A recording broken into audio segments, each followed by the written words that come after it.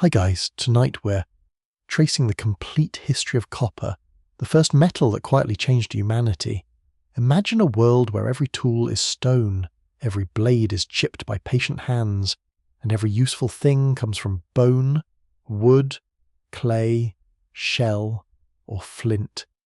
Then, somewhere in the dust and river light, a person notices a reddish pebble that does not behave like other stones. It bends. It shines.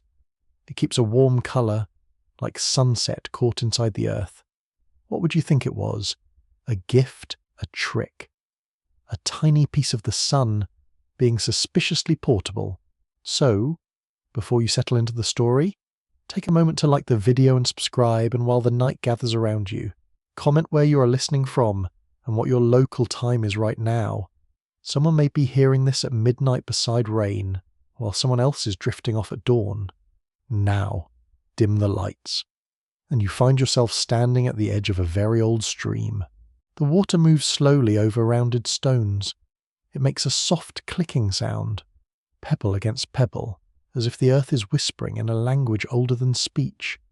Around you, the air smells of damp mud, crushed reeds, and cold ash from a fire that has almost gone out. Your feet press into the bank. The ground is cool, a little sticky, and the wind carries the scent of animals somewhere beyond the trees. You're not yet living in a world of metal tools. Not really, Your people know stone well. You know how to choose flint, how to strike it at the right angle, how to turn a sharp edge into a scraper, knife, or point.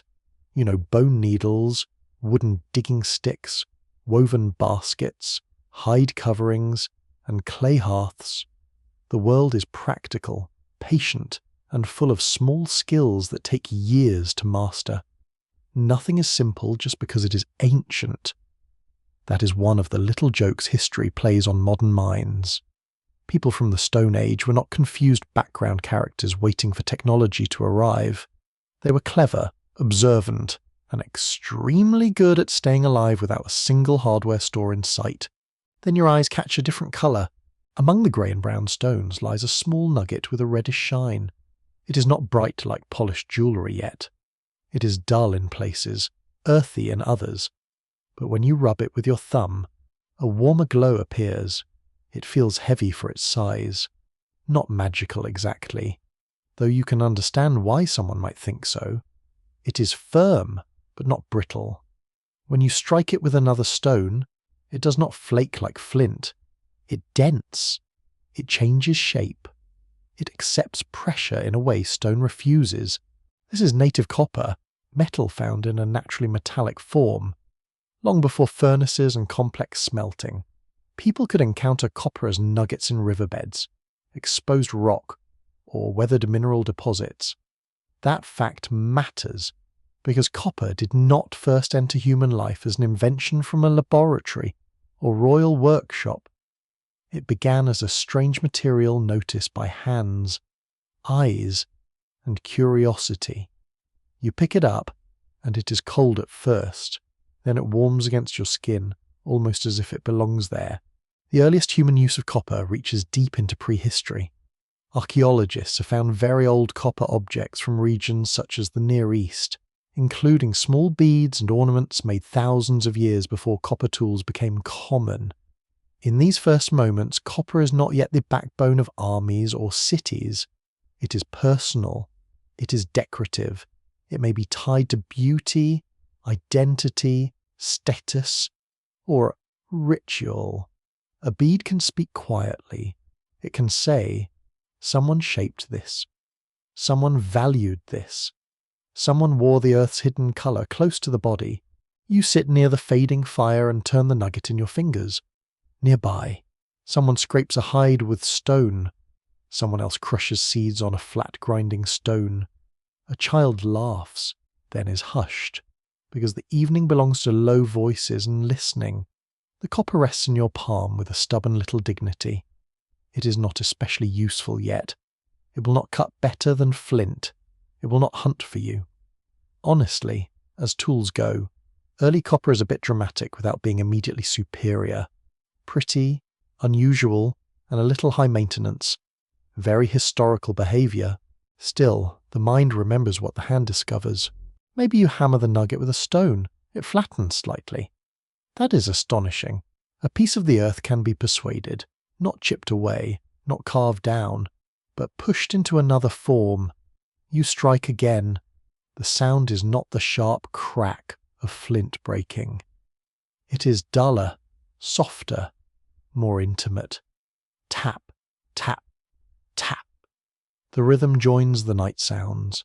Insects in the grass, water over stones, breath in the dark. This simple act is called cold hammering. It means shaping metal without melting it. Early people could hammer native copper into beads, small pins, awls, or ornaments. But copper has a little secret. If you hammer it too much, it becomes hard and brittle. It resists you. Then, if it is heated and allowed to cool, it becomes workable again. You may not understand the science, not yet, but you notice the pattern. Fire changes the material. Heat softens its stubbornness. The hearth, already the center of warmth, food, and storytelling, begins to acquire a new possibility. Historians still argue whether the earliest interest in copper was mainly practical, symbolic, or something in between. A copper bead may look decorative to us, but decoration is never just decoration in human societies.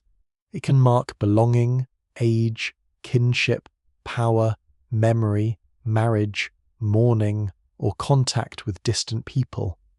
A shiny object might be beautiful, yes, but it might also be serious. The past rarely separates usefulness and meaning as neatly as a museum label tries to do. You walk inland from the stream, carrying the little red piece. The ground rises, the trees thin. In the hillside, green stains appear on broken rock. These colours are clues. Malachite and other copper minerals can show themselves in blue-green patches, like old paint brushed across stone. To you, it may look like the earth has bruised into colour. Some of these minerals can be ground into pigment. Long before copper becomes a metal industry, copper minerals may be noticed for their beauty. Green powder on skin, on stone, on clay, on the dead, on sacred surfaces. The colour itself has power. Here's the quirky little tidbit. Quiet enough for bedtime, but odd enough to keep one eye open. In some ancient places, people seem to have valued bright green copper minerals before they fully understood copper metal. In other words, humanity may have admired copper's clothing before it learned to use copper's body. Imagine that. The metal's first audition may have been as colour, very fashionable, extremely prehistoric. No runway, just a cave wall, a burial, a bead, and someone saying, in whatever language they had, yes, that green is doing something. As generations pass, these discoveries do not spread like a sudden announcement. There is no grand headline saying, "Humanity enters Metal Age. Please update your tools accordingly." Change moves unevenly. One valley knows a technique. Another keeps using stone. A traveller carries an ornament. A marriage connects groups. A seasonal gathering brings exchange. A bead travels farther than the person who made it. Knowledge moves in footsteps, in gifts, in imitation, in mistakes. You feel this slow movement as you cross a camp at twilight. Smoke hangs low beneath a roof of branches. The smell is rich roasted tubers, animal fat, wet woolly hides, resin from burning wood. Someone wears a small copper bead near the throat. It catches firelight for one brief second, then disappears into shadow. Another person has a tiny pointed tool, perhaps used to pierce leather. Most work is still done with stone, but copper has entered the vocabulary of the hand. The important thing is not that copper immediately replaces everything. It does not. For a very long time, stone remains excellent. Flint edges can be sharper than early copper edges. Obsidian, where available, is terrifyingly fine. Bone and antler are flexible and useful. Wood is everywhere and endlessly adaptable. Copper's arrival is not a clean victory march. It is a slow conversation. Stone says, "I am reliable." Copper says, "Yes, but watch me bend." And people watch. You watch too, sitting near someone who has learned to hammer a small lump into a thin shape. The craftsperson's fingers are rough. The stone hammer is smooth from use.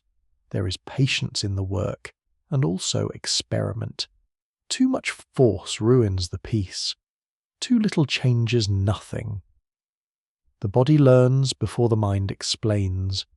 The ear listens for the right sound. The wrist remembers the right angle. Every craft begins as a tension. At night, you lie on a woven mat or fur, while the camp settles into sleep.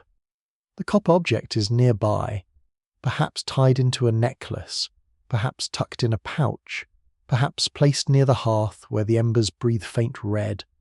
The air cools, smoke stings your eyes a little. A dog shifts and sighs. Somewhere, an owl calls into the dark. You are living inside a turning point, but it does not feel like one. Turning points almost never announce themselves politely. They arrive as a strange stone in the hand, a spark of colour, a question that will not leave. What is this material? What else can it become? And why does it feel as though the earth has given you something that is both ordinary and impossible? The first discovery of copper is not one single scene, not one heroic inventor, not one tidy date you can pin down like a butterfly in a case. It is many discoveries, made by many people, in many landscapes, riverbeds, hillsides, deserts, mountains, camps where children sleep beside fires, villages where hands remember what elders taught. The story begins with noticing, and noticing is one of humanity's oldest technologies.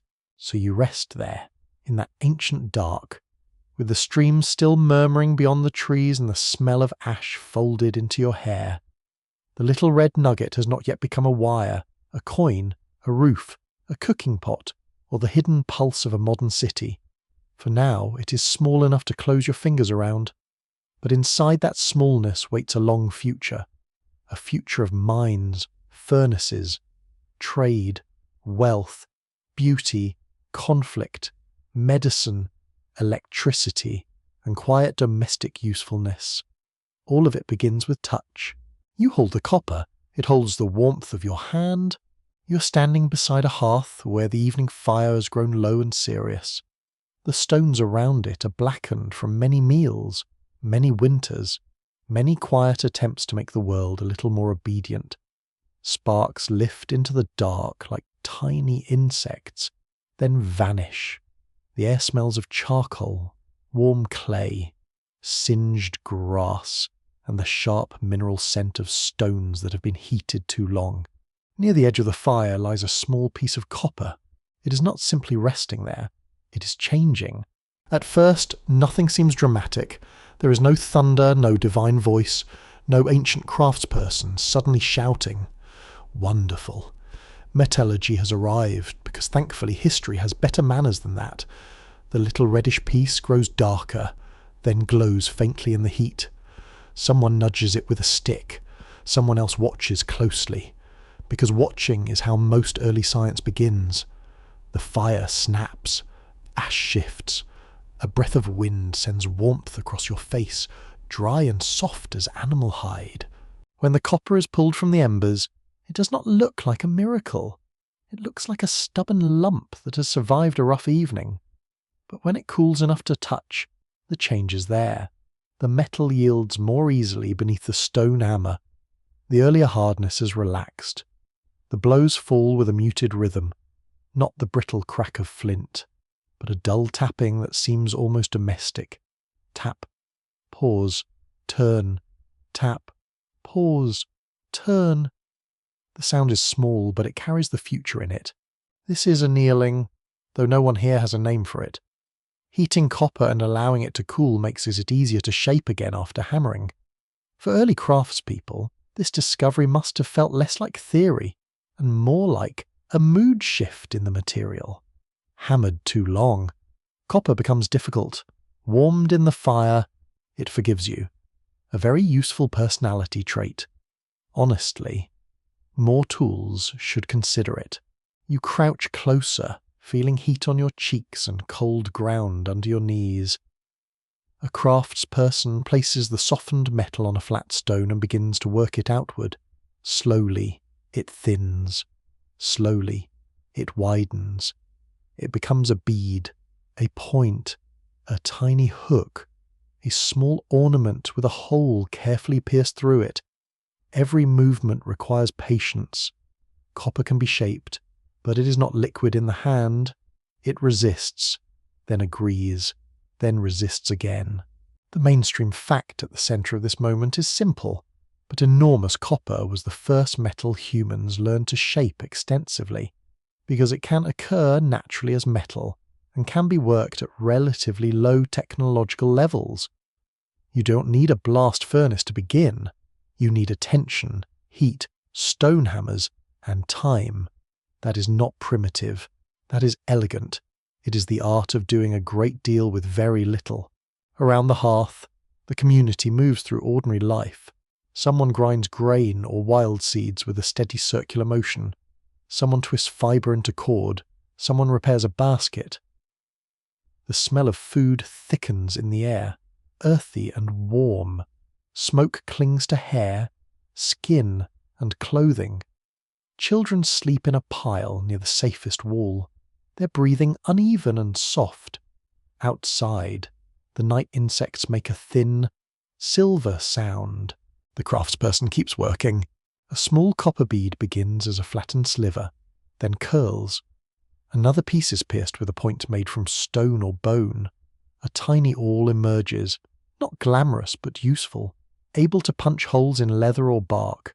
It will not conquer continents. It will not impress a palace guard. But it can help bind a sandal, mend a water skin, fasten a cloak, or decorate a body. Civilization is built from little conveniences that nobody sings about enough. Still, copper's softness is both charm and limitation. A copper blade can cut, but it dulls quickly. A flint blade may remain sharper, so early copper often belongs to the world of pins, beads, fish hooks, ornaments, and small tools rather than heavy-duty chopping. Heavy-duty chopping, as a phrase, rarely sounds cozy, but there it is. The old stone tools do not vanish. They sit nearby, still reliable, still sharp, like elderly relatives who refuse to be replaced by fashionable newcomers. Then comes a stranger possibility. Somewhere, perhaps by accident, copper-bearing minerals fall into a fire hot enough and hungry enough to alter them. The flames need help. A simple open fire may not reach the right conditions every time, but a hearth with good charcoal, careful airflow, and enclosed heat can become something more intense. A greenish or blue mineral, once valued for colour, may darken, crack, and give up a bead of reddish metal. The earth seems to melt into a new truth. Smelting is different from hammering native copper. It means extracting metal from ore through heat and chemical change. This is not merely reshaping a found lump. This is persuading stone to surrender what it has hidden inside. The moment humans begin doing this intentionally, copper is no longer just a rare curiosity. It becomes a material that can be sought, processed, and multiplied. You feel the difference in the air around the fire. Curiosity becomes procedure. Someone gathers certain coloured stones, not because they are pretty, although they are, but because they behave differently in heat. Someone learns that charcoal burns hotter than ordinary wood. Someone notices that blowing through a tube, fanning, or shaping the hearth can intensify the glow. The fire becomes a tool with settings, even if nobody has invented the dial. The sound changes too.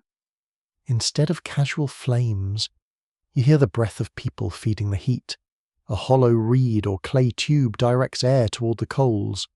The fire responds with a deeper roar, still small by later standards, but fierce in the circle of darkness. The smell is harsher now: charcoal, hot dust, scorched mineral, and a faint metallic tang that seems to sit on the tongue. Your eyes water. Your skin prickles. The hearth is no longer only for warmth and dinner. It has become a workshop. Historians still debate whether copper smelting was discovered accidentally in pottery kilns, campfires, pigment processing, or through experiments by people already skilled with minerals. The uncertainty is part of the charm. Ancient innovation rarely leaves a neat note saying, "I discovered this on Tuesday." It leaves slag, tools, residues, odd burned stones, and archaeologists politely arguing across conference tables many thousands of years later. There is a quirky detail tucked into this early craft. Some of the first metal workers may have looked like magicians to their neighbours, not because they were tricking anyone, but because they handled colour, fire, smoke, and transformation. A green stone goes in, a red bead comes out. If that is not at least a little theatrical, what is? You can almost imagine someone standing too close to the furnace glow, facelit orange, pretending not to enjoy the attention. Yet the work is difficult, or must be found, broken, sorted, and carried.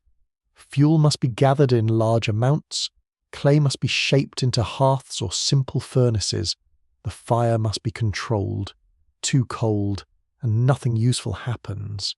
Too hot or careless, and the precious material may be lost in ash and waste.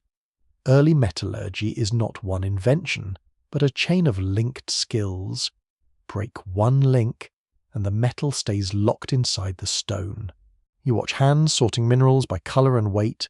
The rocks clack into baskets. Dust coats the fingers. Malachite leaves green stains, bright against skin. Azurite shines blue, like pieces of evening sky trapped underground. These minerals are beautiful, but their beauty is no longer the only point.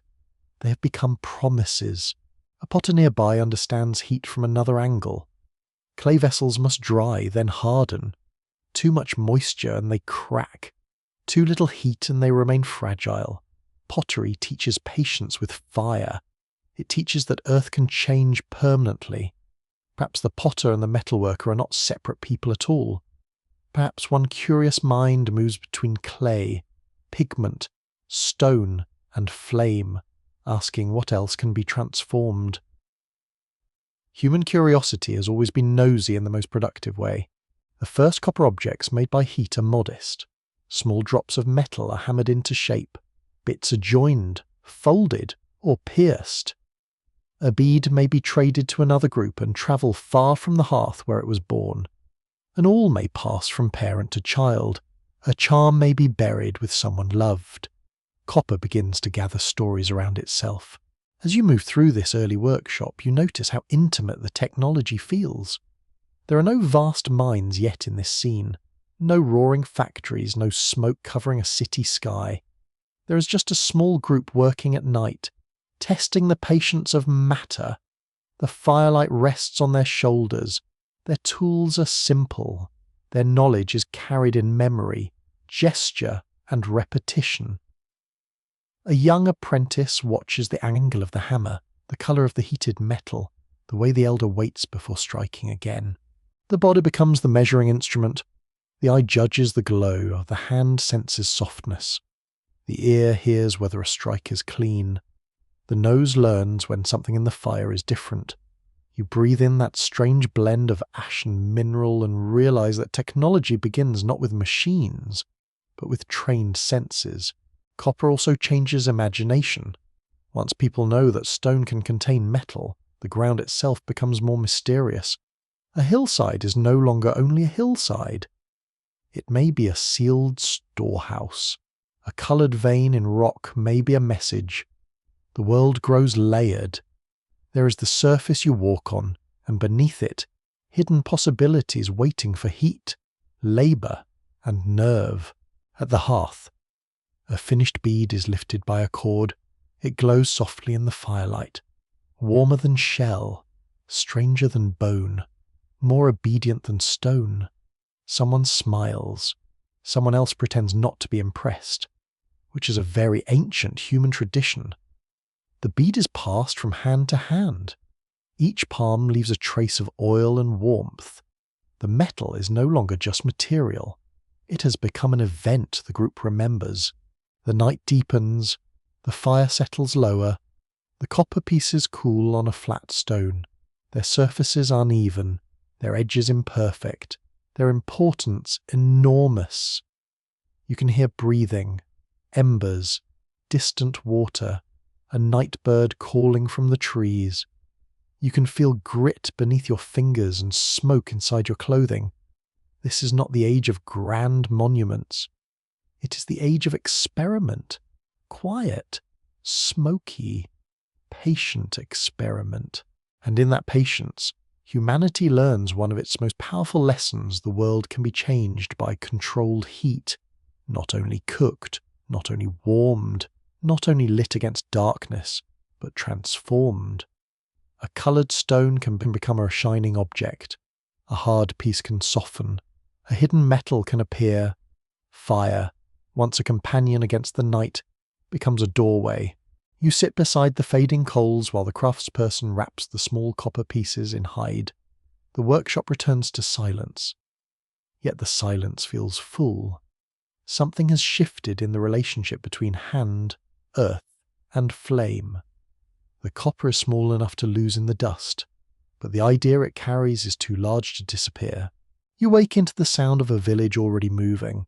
Not a city yet, not a kingdom, not a place with gates high enough to make travellers feel judged, but a settled village with its own rhythm. Dawn slides over low roofs of reed, timber, mud brick, or packed earth. Smoke rises from cooking fires in pale ribbons. Goats complain from a pen. Dogs bark at absolutely nothing, as dogs have nobly done since the beginning of civilization. Somewhere, a grinding stone turns with a patient scrape, grain becoming meal beneath steady hands. You walk between houses close enough to share smells: warm bread, damp clay, animal dung drying for fuel, wet wool, smoke, human life. In other words, not perfumed, not polished, but deeply inhabited. The ground feels hard where many feet have pressed it smooth. Dust clings to your ankles. A breeze moves through hanging bundles of herbs and straw, bringing a dry whisper from the fields beyond. Copper is here now, but it is not everywhere. That is important. The village has not become a glittering metal paradise. Most tools are still stone, bone, wood, and fibre. Yet copper has entered the social bloodstream. You see it at the edge of a cloak as a pin. You see it on the wrist of someone who clearly enjoys being noticed. You see it in the hand of a craftsperson using a small awl to pierce hide. You see it as a bead on a child too young to understand that adults have already assigned meaning to shiny things.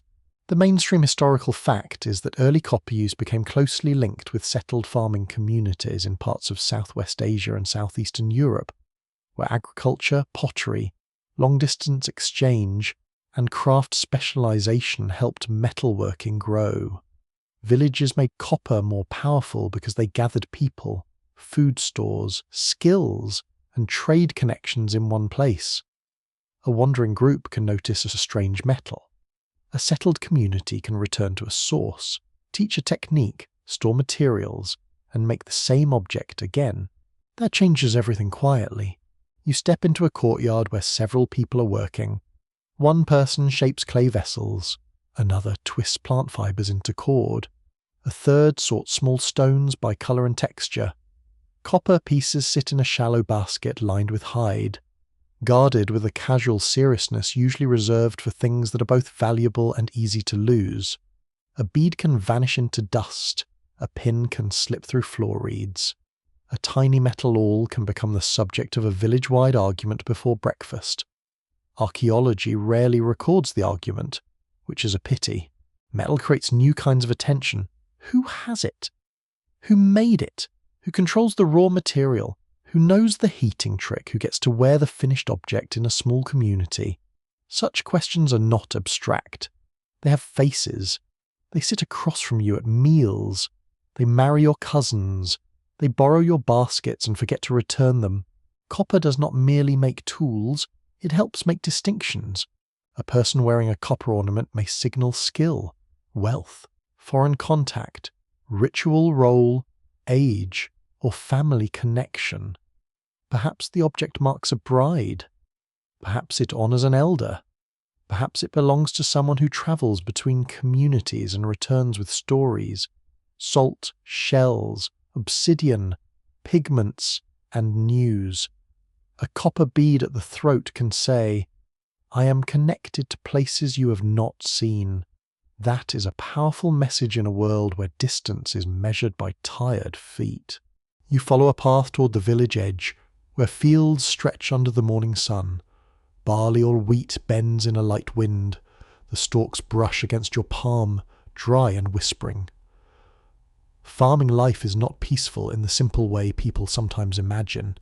It is work layered on work, sowing, weeding, guarding, harvesting, grinding, storing.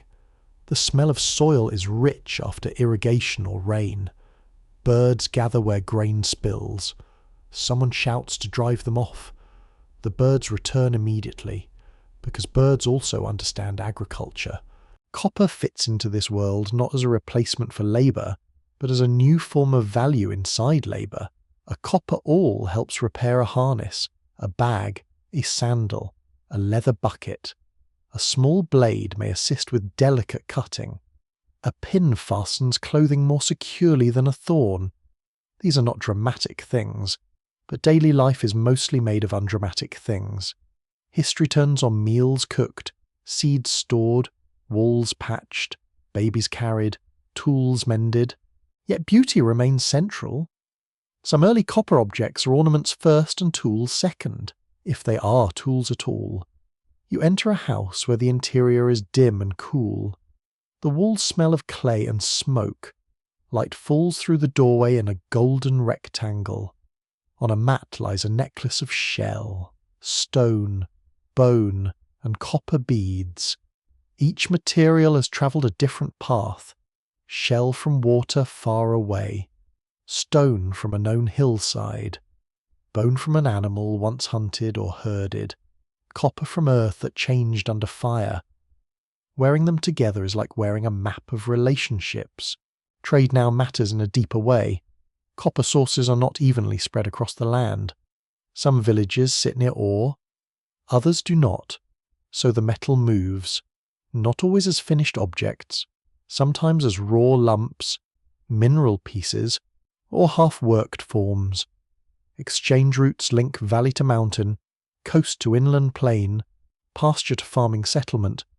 People carry copper alongside food, livestock, pottery, woven goods, salt, shells, and stories that grow a little taller with each telling. No judgment. Long walks deserve good stories. A quirky tidbit lives in the old cemeteries of these societies.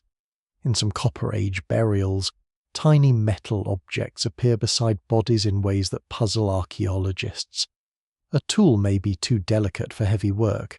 A weapon may look more ceremonial than useful. A bead may be placed where it could not be seen by the living.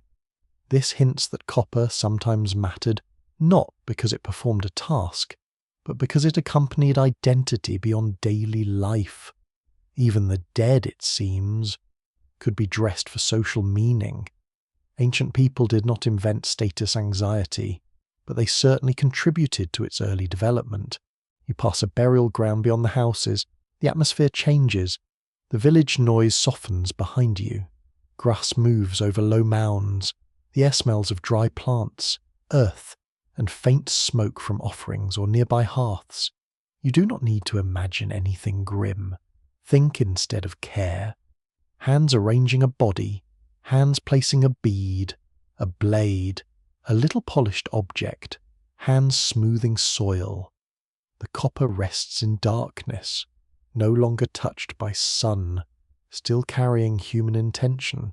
Scholars continue to disagree about how far copper objects in early villages reflect true social ranking rather than ritual difference, personal taste, or family tradition. A rich grave may belong to a powerful person, or to someone loved intensely, or to someone remembered through a custom that does not translate easily into modern categories.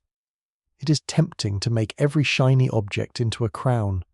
The past gently asks us not to be so dramatic. Back among the houses, a craftsperson sits beneath shade and works a strip of copper. Children watch from a safe distance, which means a distance adults keep correcting. The metalworker's stone anvil is set on packed earth. The hammer rises and falls. The sound is steady, almost sleepy. Tap, tap. Pause. A rooster answers with unnecessary confidence. The craftsperson turns the piece and studies it. Work like this is technical, but also social. People gather, they comment, they remember who taught whom. Skills create reputation. Specialization begins as a small difference in daily routine.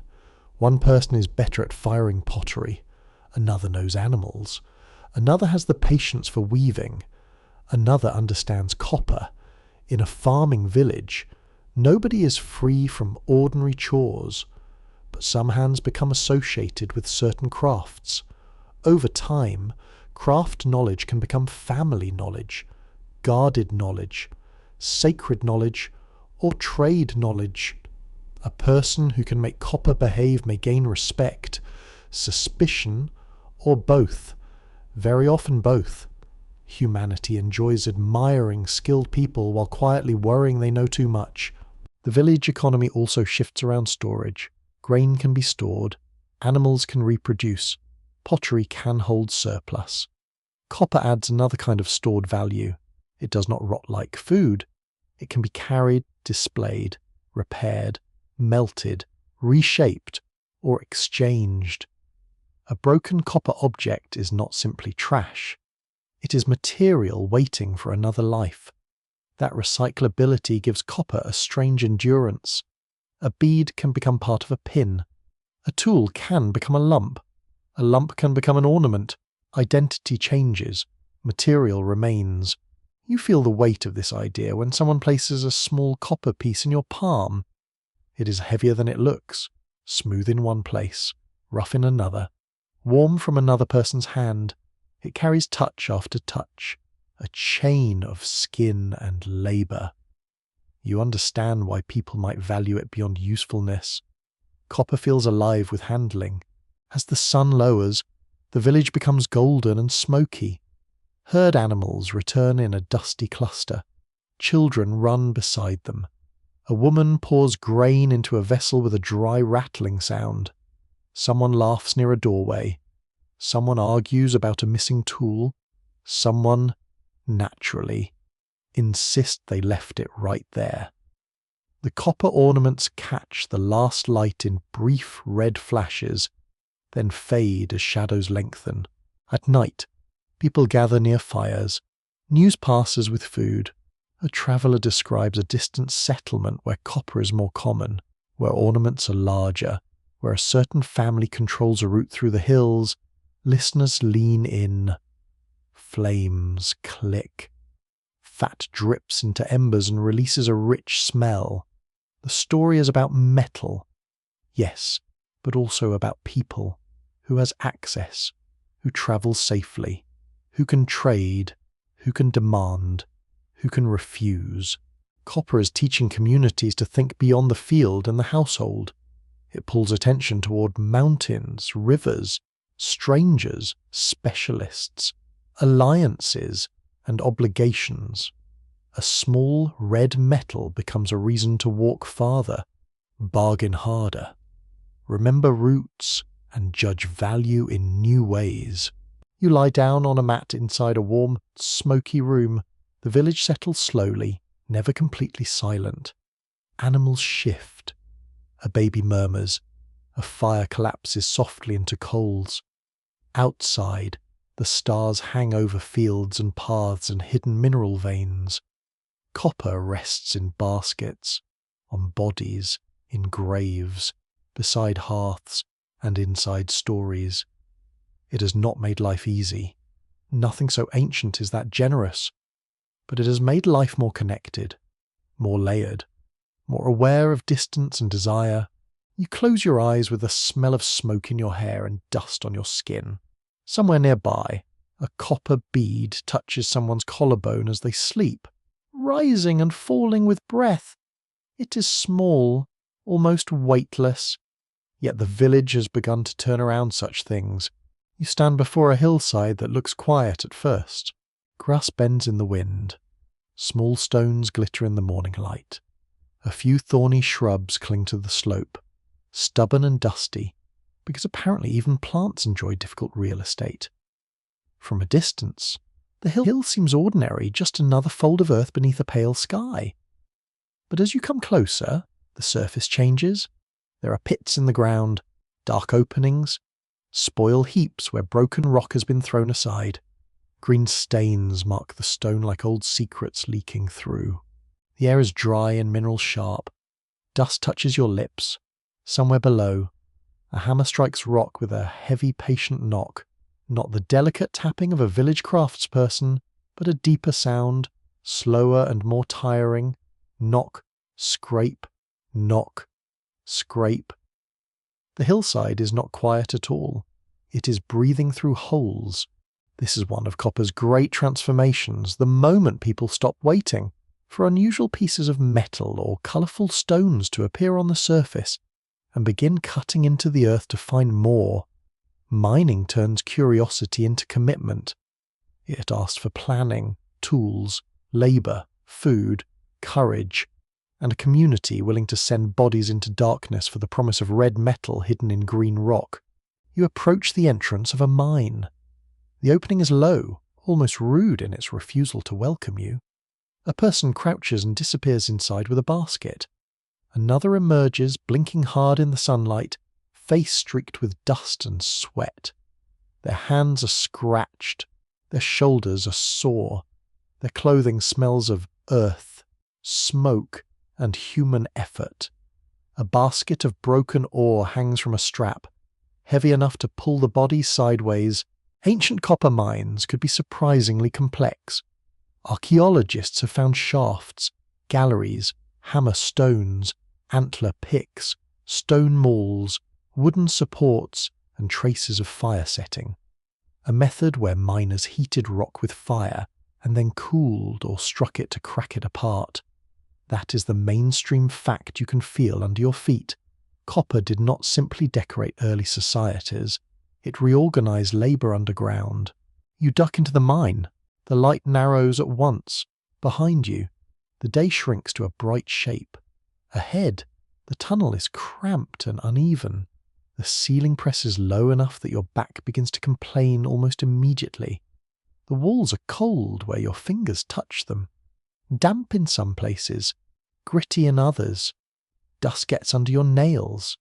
The smell is thick, wet stone, smoke, sweat, stale air, and the sour trace of oil or fat burning in a small lamp. A flame trembles in a shallow stone or clay cup. It gives more shadow than light, which is not exactly generous, but it is enough to show the green veins in the wall. Malachite glimmers where the rock has been freshly broken. The colour is beautiful, but down here beauty feels practical, like a sign pointing toward work. Someone kneels beside the vein and strikes with a hammerstone. The sound hits your chest. Each blow is effort turned into echo. Mining is a world of touch. Your knees press into grit. Your palm feels the scrape of rough stone. Your shoulders brush the wall.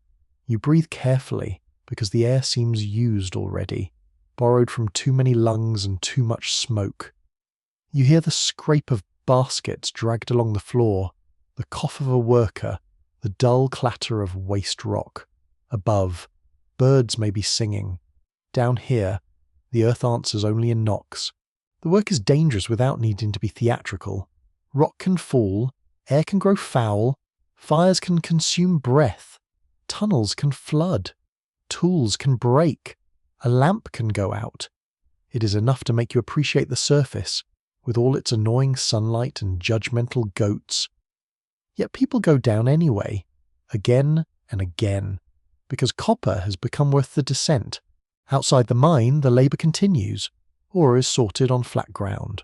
Workers break larger stones into smaller pieces. The best pieces are set aside. The poor rock is thrown onto heaps that grow like artificial hills. rough monuments to everything the earth refused to give easily. The sound is constant, stone against stone, a dry music of extraction. Dust rises in pale clouds and settles on hair, eyelashes, arms, baskets, food, everything. No one here is clean for long. Cleanliness has sensibly left the area. Food arrives from surrounding communities, grain cakes, dried meat, onions, dates, beer, water, whatever the landscape can supply. Mining requires support beyond the miners themselves. Someone must grow food, someone must make baskets, someone must shape tools, someone must carry fuel, someone must repair paths. A mine is not just a hole in the ground, it is a social machine with a dark mouth. And fuel is hunger in another form. Fire setting and smelting demand wood or charcoal. Around mining regions, the trees may be cut steadily, changing the local landscape. You smell this in the smoke drifting from a work area where ore is being roasted or prepared. It has a bitter, hot scent, mixed with resin and mineral dust. The fire pops. Flames lick around green stones, altering their colour. People watch the heat closely. Too little. And labour is wasted. Too much. And valuable material may be ruined or lost. Specialists still debate whether some ancient mines were controlled by small kin groups, village coalitions, emerging elites, ritual authorities, or seasonal crews who gathered when conditions were right. The evidence can suggest organisation without telling us exactly who gave orders. A shaft can show labour. A tool can show technique. A heap of waste can show scale.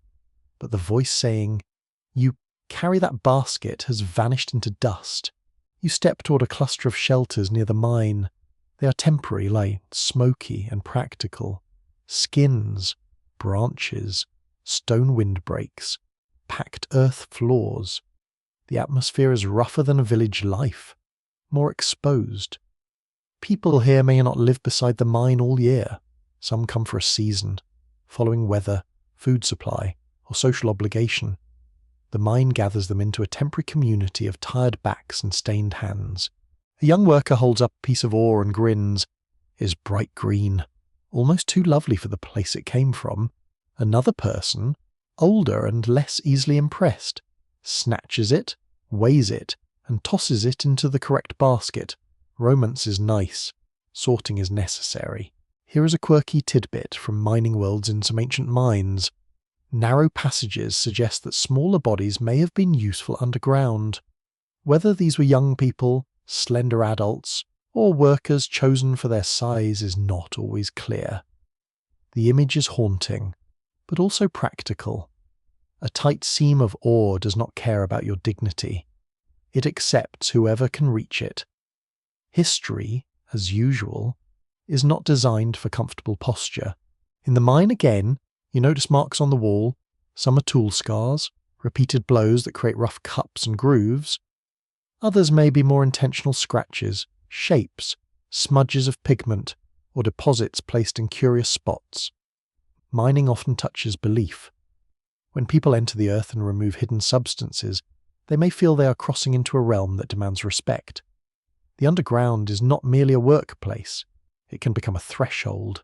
You can understand why. The darkness has presence. The walls seem close enough to listen. The lamp flame shakes when someone breathes. Water drops somewhere unseen, slow and hollow. Each sound arrives enlarged. A small pebble falling from the ceiling can stop every heart for a moment. It is easy to imagine spirits in such a place, or ancestors, or powers belonging to the mountain, even if no one names them aloud. The body knows the mine is different from the open field. A worker places a small object near a crevice, perhaps food, a token, a broken tool, a piece of coloured stone, a charm. It might be an offering. It might be storage. It might be one of those things archaeologists will later stare at with professional suspicion. The past loves leaving ambiguous little piles and watching scholars suffer. You follow the ore from tunnel to daylight.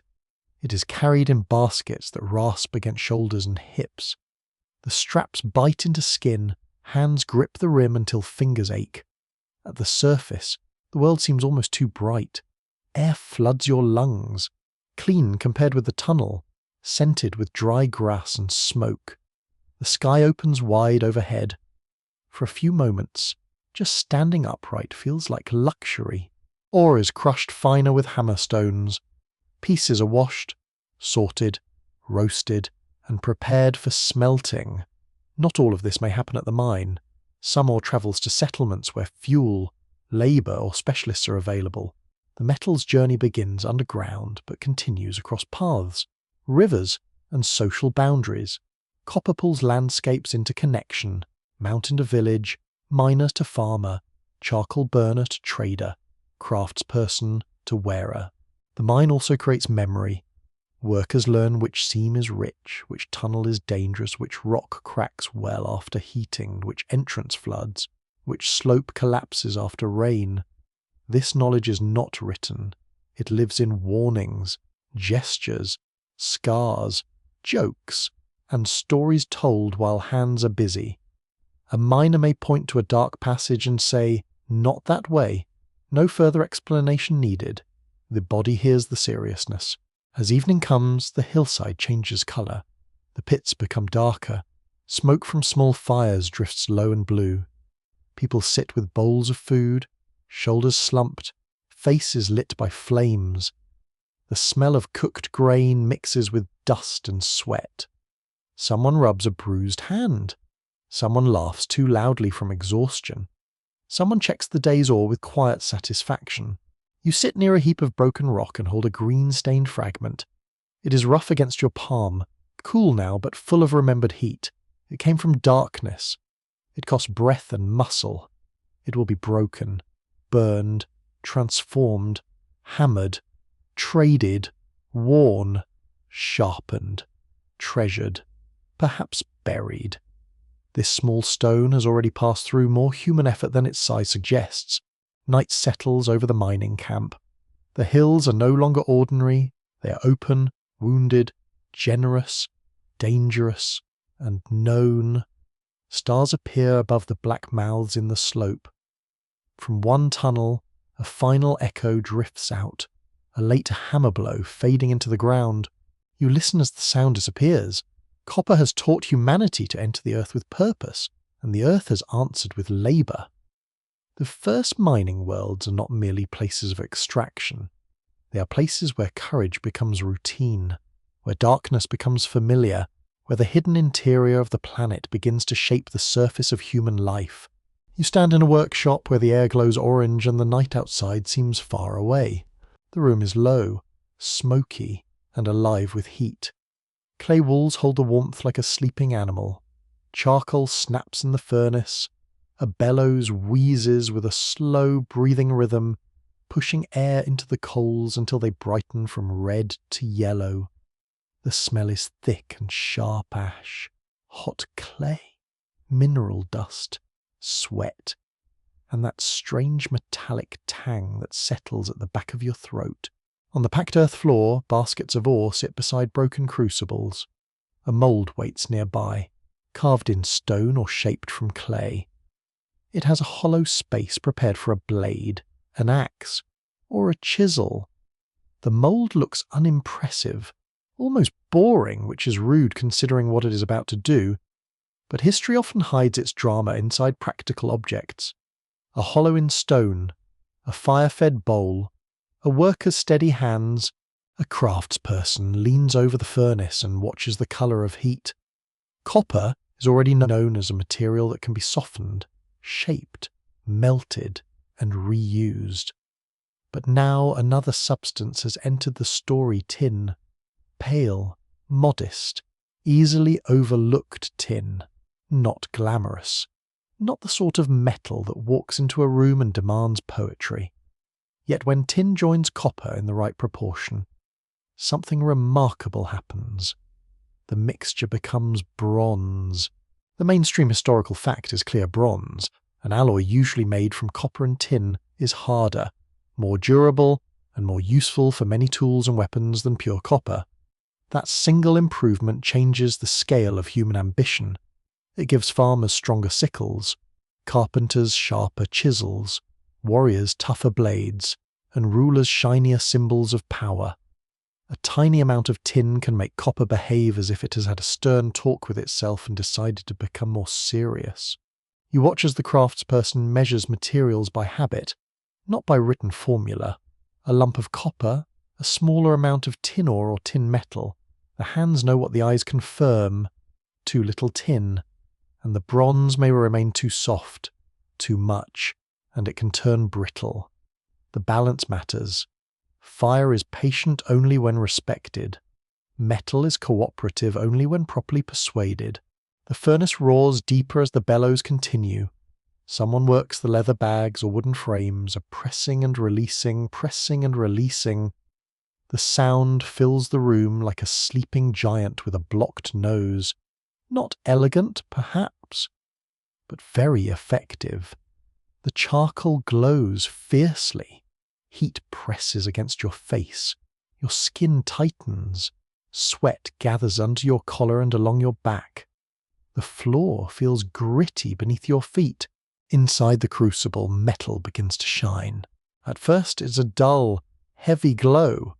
Then it turns liquid, bright and dangerous, moving with a thickness that seems almost alive.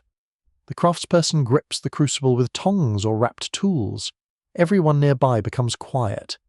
Even the person who has been making unhelpful comments all evening wisely discovers silence.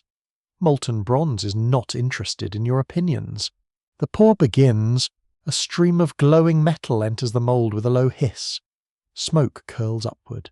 The smell of scorched clay and hot stone rises sharply. The liquid fills the prepared shape, settling into the hollow that will become a blade. It is mesmerizing. This brief moment when matter forgets its old form and accepts a new one. The glow fades slowly. Red becomes dark orange, then brown, then blackened metal hidden in ash. Waiting is part of the craft. If the mould is opened too soon, the object may crack or warp. If the mould was badly made, the cast may fail. If the metal cooled unevenly, all that labour may become scrap. Bronze allows greater possibility. Yes, but it also demands new precision. More advanced technology does not remove human anxiety. It simply gives anxiety better equipment. When the mould finally opens, you see the rough shape of an axe head. It is not finished. Its edges are dull. Its surface is crusted. The casting seams must be trimmed. The blade must be hammered, sharpened, polished. A person lifts it with a cloth and places it on a stone. The bronze is still warm, radiating heat into the air. You can feel it before you touch it, like a small captured sunset. Then comes the finishing work. Hammer blows refine the edge. Grinding stones scrape. Water hisses as hot metal is cooled. The axe begins to look purposeful. It catches firelight in a golden brown gleam, different from copper's red warmth. Bronze has its own colour, more subdued, more disciplined, less like a sunset pebble, and more like a promise with consequences. You step outside into a settlement that has grown larger and busier. There are storehouses, workshops, pens for animals, and paths worn hard by carts or sledges. People move with baskets, jars, timber, wool, grain, and metal goods. The atmosphere is no longer only domestic, it is organised. There are schedules, obligations, overseers, merchants, specialists, debts, favours, and probably at least one person who insists they are just helping while clearly taking charge of everything. Bronze does not create cities by itself, but it fits beautifully into the expanding world of cities, palaces, temples, and kingdoms. Large societies need tools. They need prestige objects. They need weapons. They need trade goods. They need symbols that can impress visitors and intimidate neighbours. Bronze answers all of these needs with a warm metallic shine. In a field, you watch a farmer use a bronze sickle. The blade moves through grain with a crisp whisper. Dry stalks fall in bundles. The smell of cut straw fills the air. sweet and dusty. A stronger sickle does not make farming easy, because farming has never been that considerate, but it can make work faster and more dependable. Better tools help reduce surplus, and surplus feeds specialists, officials, soldiers, builders, and people whose job descriptions become increasingly mysterious. In a carpenter's yard, bronze chisels bite into wood, chips curl away. The scent of fresh-cut timber rises, clean and resinous. Boats, doors, chests, wheels, handles, beams, and furniture all benefit from sharper, more durable tools. Bronze supports not just violence, despite what dramatic museum displays sometimes imply, but craft, transport, farming, cooking, weaving, building, and repair. It enters the quiet infrastructure of daily life. And yes, it enters warfare too. You stand at the edge of a training ground where men carry spearheads, daggers, axes, and helmets. Some are practical, some are ceremonial, some are both. Because humans enjoy making dangerous things look fancy. Bronze weapons can hold edges better than copper ones. Bronze armour, where societies can afford it, gives protection and status. A bronze sword is not only a weapon, it is labour, trade, fire, skill, and wealth condensed into a glittering line. The sound of practice rises in the hot afternoon.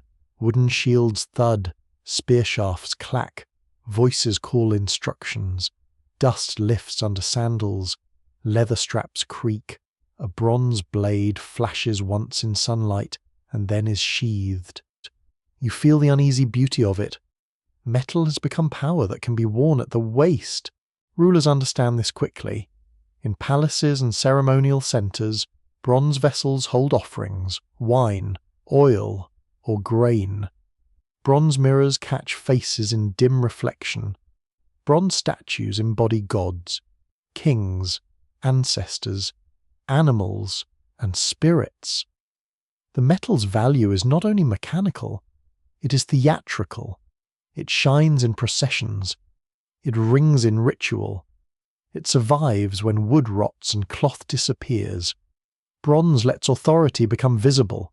A quirky detail from this age is that bronze was not always made with tin alone. In some regions, arsenic naturally present in copper ores created arsenical bronze, which could be harder than pure copper. It also could be dangerous for the people working it, since heating arsenic-bearing minerals releases toxic fumes. Imagine inventing stronger metal and also accidentally inventing workplace health problems. Very impressive. Very unfortunate. Extremely human. Tin itself is a mystery wrapped in geography. Copper ores are widespread compared with tin. Tin sources are rarer, scattered, and sometimes far from the places where bronze objects appear. That means bronze depends on long-distance exchange. A blade in one valley may require tin from distant mountains, islands, deserts, or river routes. The metal in your hand may carry a landscape you will never see. Historians still argue whether early tin trade was controlled mainly by palace authorities, independent merchants, travelling craft groups, local chiefs, or shifting networks that change from region to region. The evidence is tantalizing but incomplete. Ingots, shipwrecks, tablets, tools, and chemical traces speak in fragments. They reveal movement, but not always the full story of who profited, who carried the load, and who took the risk. You imagine a caravan moving under a wide sky. Donkeys step carefully along a dusty track. Bells or harness rings make soft metallic sounds. Cloth sacks hold tin, copper, textiles, grain, oil, and gifts for negotiation.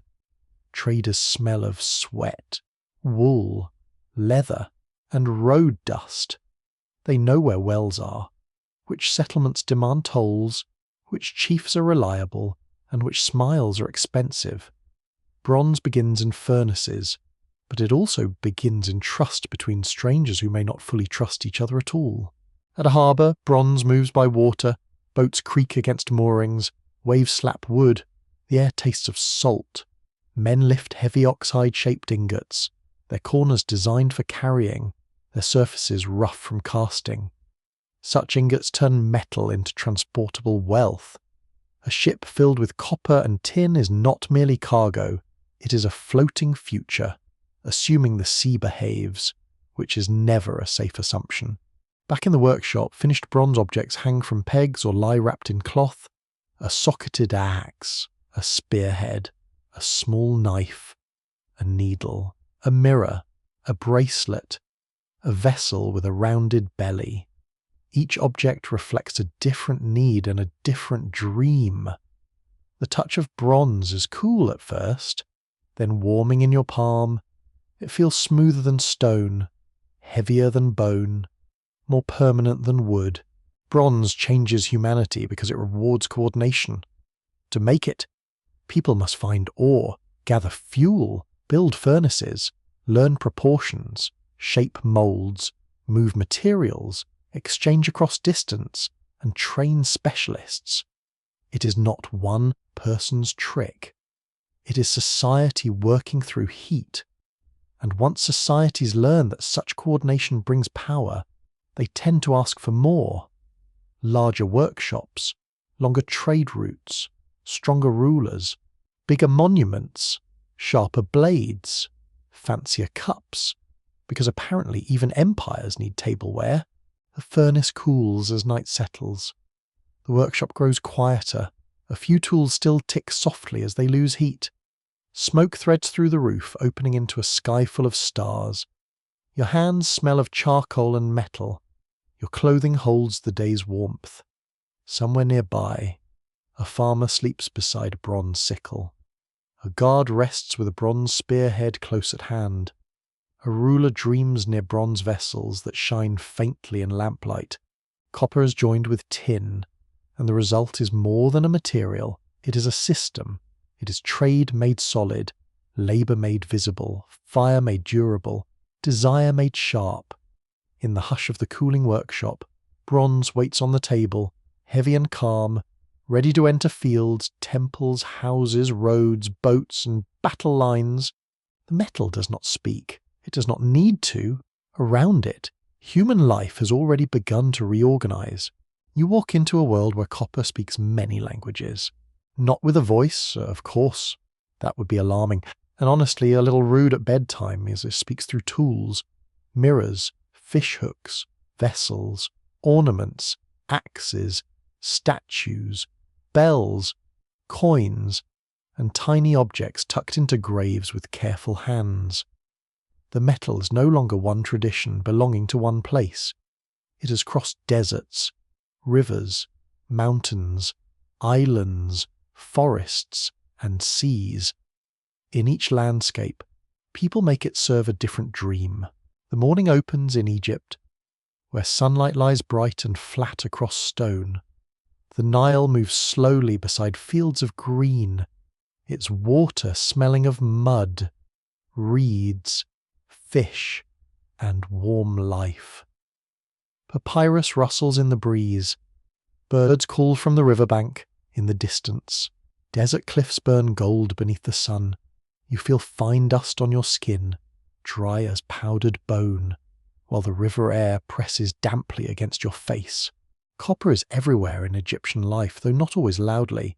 It appears in chisels, adzes, needles, fish hooks, razors, mirrors, vessels, and ritual objects. Workers use copper tools to shape wood and softer stone. A polished copper mirror catches a face in a blurred glow, not a perfect reflection, but enough to make the viewer pause. The mainstream historical fact is that ancient Egypt relied heavily on copper and copper alloys for tools, craft production, personal items, and temple equipment, drawing material from places such as the Eastern Desert and Sinai. You follow a caravan towards Sinai, where the air grows harsher and the earth seems stripped down to rock, sand, and light. Donkeys pick their way along rough paths.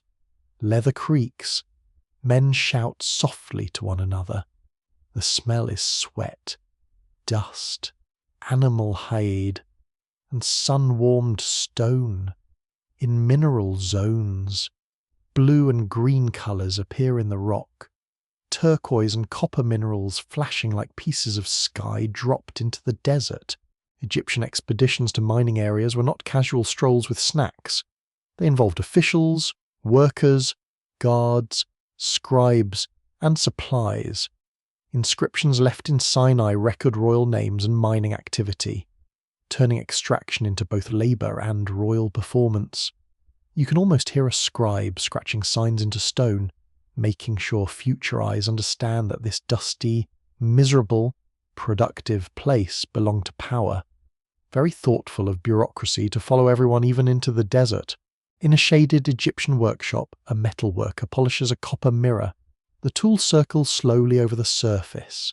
Scrape, rub, breathe. Scrape, rub, breathe. The mirror smells faintly of oil and metal. It feels cool and heavy when passed into your hands. A person looking into it sees not only their face, but status, cleanliness, beauty, and perhaps a little divine order. In Egypt, copper could belong to both the practical and the sacred. A blade might cut reeds, a vessel might serve a temple, a mirror might help prepare a body for public life or for eternity. You move eastward into Mesopotamia, where cities rise from the plain like baked clay dreams. The air is warmer, thick with dust and river damp from the Tigris and Euphrates. Canals shine between fields. Reed boats scrape against muddy banks. Donkeys bray near storehouses. Marketplaces smell of dates, beer, wool, fish, bitumen, and hot brick. Life is crowded here, organised and noisy, full of people who seem to be counting something. Copper in Mesopotamia is a metal of administration as much as craft. It enters temple workshops, palace storehouses, merchants' ledgers, and long-distance exchange.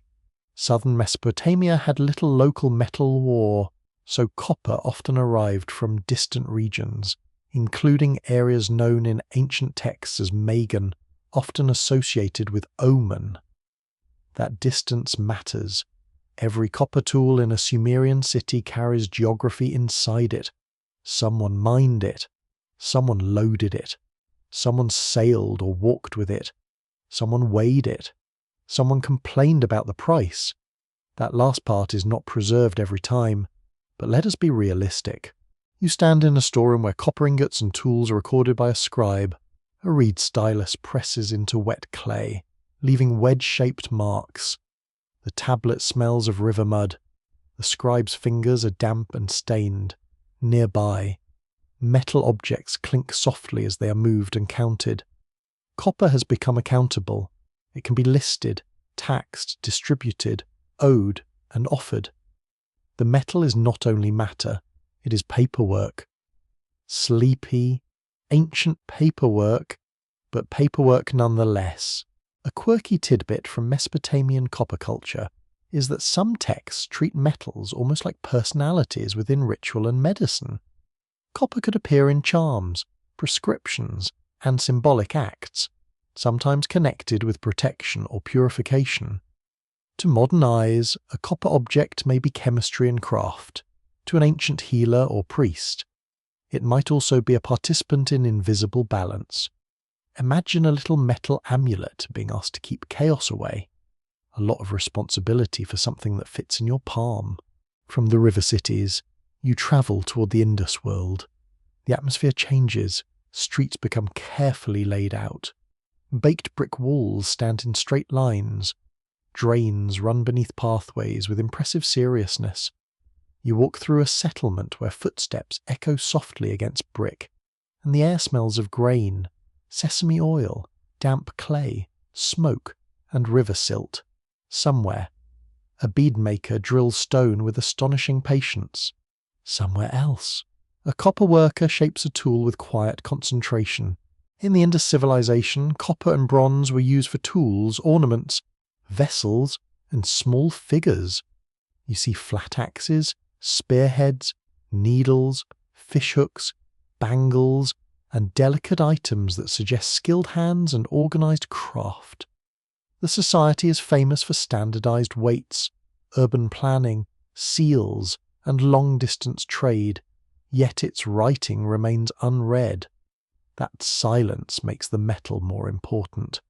Objects speak where texts do not. You hold a copper bangle from a work table. It is smooth on the outside, slightly uneven within, warmed by the room. The craftsperson's tools lie nearby: stone anvils, hammers, drills, polishing materials. The sound of craft is gentle but constant. Tap, grind, turn, rub. There is no need for shouting. The city itself seems to hum through labour.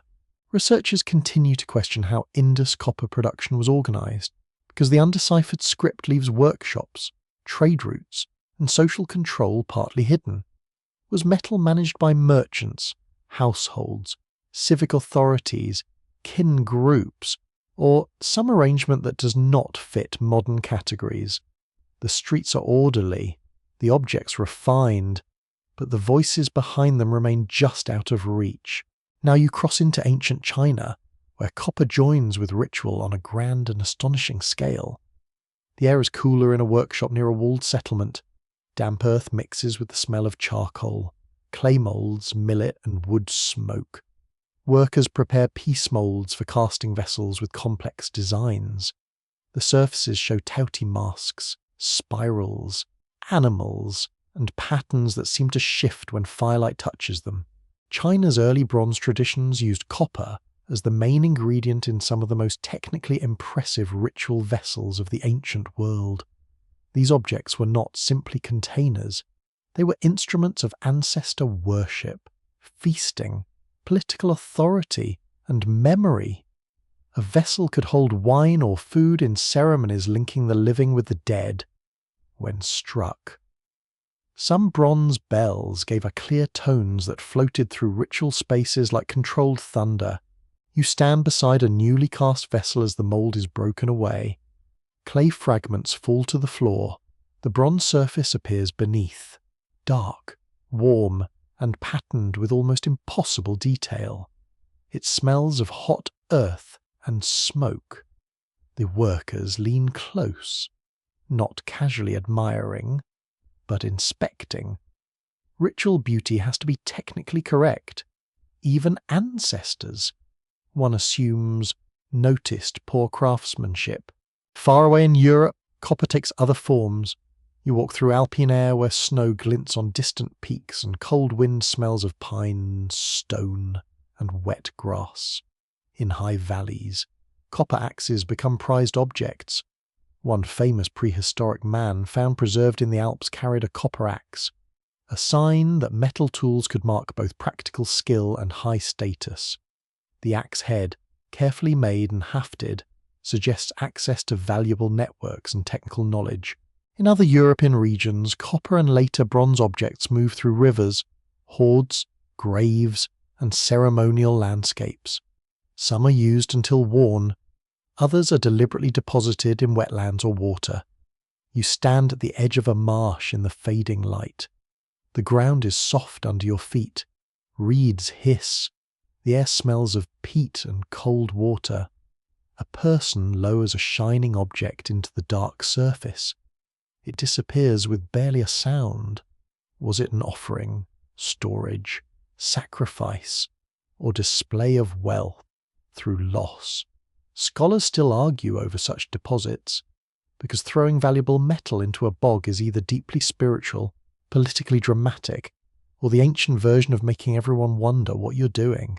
Copper also belongs to Africa beyond Egypt.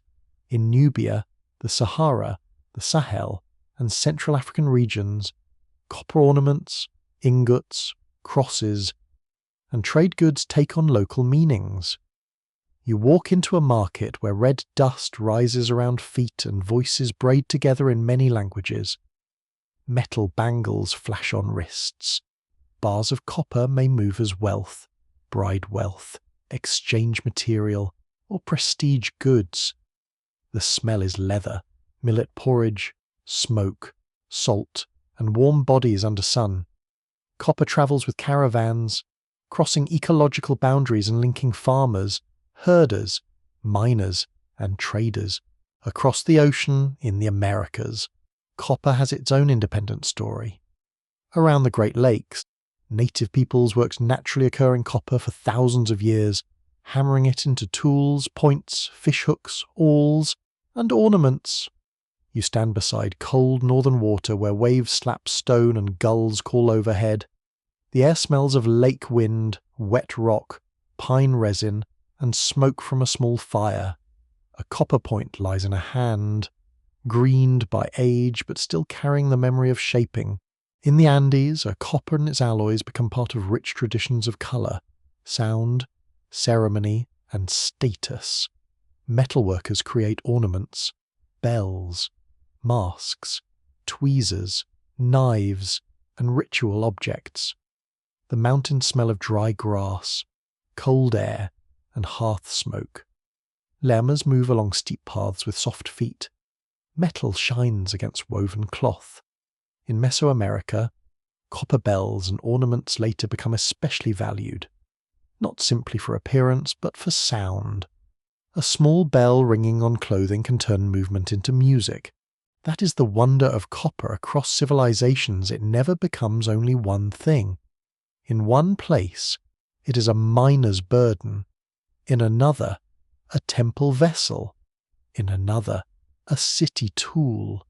In another, a mirror, amulet, axe, bangle, bell, ingot, or offering hidden under water. People shape copper, but copper also helps shape what people notice: colour, shine, durability, distance, ancestry, rank, rhythm, exchange, and skill. Night gathers over these many worlds. River fog rises in Egypt, clay tablets dry in Mesopotamia, brick streets cool in the Indus cities, Chinese vessels darken in ancestral halls, alpine winds slide over axe heads and sleeping valleys, African markets settle into embers and murmurs, Great Lakes water turns black beneath the stars. Copper rests in each place differently, holding many human stories in one patient metal. You step into a marketplace where copper has learned to pass from hand to hand. The morning's loud, warm, and crowded. Sandals slap stone, cartwheels complain over uneven paving. Vendors call out over baskets of figs, olives, onions, fish, dyed cloth, lamps, knives, and little household gods with serious expressions. The air smells of bread, smoke, wine, sweat, wet rope, donkey hair, and coins that have lived too long in too many palms. You feel one of those coins pressed into your hand, small, round, and cool at first, then quickly warmed by your skin. Copper has become money. Not always pure copper, and not in every place in the same way, but copper and copper alloys become essential to everyday coinage across classical and medieval societies. Gold may belong to kings, generals, temples, and dramatic people with expensive taste. Silver may serve merchants, soldiers, and taxes. But copper is the coin of the ordinary purchaser: loaf, a cup of watered wine, a handful of dates, a lamp wick, a cheap bowl, a seat at a public bath if life is going reasonably well. The mainstream historical fact is that the Romans used copper alloys such as bronze and brass for many lower value coins, including the as and sestertius in different periods. These coins made small transactions easier in a world of markets, wages, rents, tolls, and taxes. A copper coin is not glamorous, but it is practical, and practicality is the quiet backbone of civilization. Very few empires run only on speeches and marble statues. Someone has to buy lentils. You turn the coin over with your thumb. Its surface is worn smooth in places. A ruler's face may be nearly rubbed away, which is a satisfying little reminder that even emperors eventually become pocket change. Around the edge, faint letters cling to the metal. The coin has travelled through taverns, soldiers' pay chests, temple offerings, street stalls, and sleepy hands counting change by lamplight. A seller drops several coins into a scale pan. They clink with a dry, bright sound, Another person bites one suspiciously, because apparently skepticism has always needed teeth. You hear laughter, bargaining, a child crying because the sweet cake is not large enough, which is also timeless. Copper coinage brings daily life into rhythm. Price, payment, debt, tip, tax, charity, bribe. The metal records the small negotiations of being human. From the market, you walk toward a Roman workshop where copper and its alloys are being shaped into more than money. The room is dim except for furnace light. Heat gathers under the roof. Hammers ring against anvils. A file rasps. Water hisses when hot metal touches it. The smell is charcoal, vinegar, oil, hot dust, and metal filings. A worker bends a strip of bronze for a hinge. Another casts a small fitting for a chest. Another repairs a cooking vessel patched so many times it has developed the personality of a stubborn elder. Copper's great gift here is versatility. It can become vessels, lamps, locks, keys, nails, statues, scales, pipes, writing tablets, mirrors, and decorative trim. Mixed with zinc, it becomes brass, golden in colour and useful for objects that need both beauty and toughness. Mixed in other ways, it becomes many varieties of bronze. The ancient metal worker is not just a maker of weapons. They're a supplier of ordinary comfort, urban convenience, and attractive household clutter. You lift a bronze key from a bench. It feels heavy and slightly rough, the bit cut into a pattern meant for a lock. The key smells faintly of oil and hand sweat. It suggests privacy, storage, ownership, and the delightful human habit of putting valuables in boxes and then worrying about the box. Copper alloys help build a world where doors close, chests lock, lamps burn, and accounts are weighed. At the edge of the city, water runs through pipes and channel. Some are clay, some stone, some lead, and copper alloys may appear in fittings, valves, or vessels connected to water systems. Public baths steam under vaulted ceilings. You enter through a warm doorway and feel damp heat settle on your face. Water splashes, voices echo, oil, sweat, stone, and mineral steam fill the air. Bronze taps and basins gleam where hands have polished them for years. Bathing is social, practical, and slightly theatrical. Naturally, metal has found a role. Then copper rises above your head. You stand before a great building with a roof that catches the light. Copper sheets have been hammered, joined, and fixed across a sacred or public structure. Fresh copper glows reddish and warm. Over time, exposed to air and weather, it darkens, browns, and eventually develops green patina. That green surface is not decay in the simple sense. It can protect the metal beneath, giving old roofs and domes their quiet, sea-coloured dignity. In late antique and medieval cities, copper and bronze roofs, doors, and fittings help architecture speak of wealth, devotion, and permanence. A temple door covered in bronze plates sounds different when it opens, deeper and more solemn. A church lamp hanging from copper alloy chains makes the light tremble softly. A roof of copper tells everyone who approaches that this place has resources, donors, craftsmen, and enough ambition to put expensive metal where rain can see it. You climb a narrow stair toward a roofline. The stone is cold beneath your hand. Pigeons mutter in the eaves with the confidence of tiny landlords. Outside, wind smells of rain, smoke, and distant cooking fires. The copper sheets under your palm are cool, slightly slick, and faintly uneven from hammering. A drop of rain taps the surface, then another. Soon the roof whispers all over, a soft metallic patter that turns weather into music. A quirky tidbit belongs to the green stain of copper. In the classical and medieval imagination, verdigris, the green material that forms on copper, could be useful, beautiful, and dangerous all at once. Artists used copper-based greens in pigments. Physicians use copper compounds in treatments. Householders also knew copper could leave marks on skin and cloth, so the same metal might decorate a manuscript, tint a statue, enter a remedy, and ruin your sleeve. Copper, it seems, enjoyed a varied career.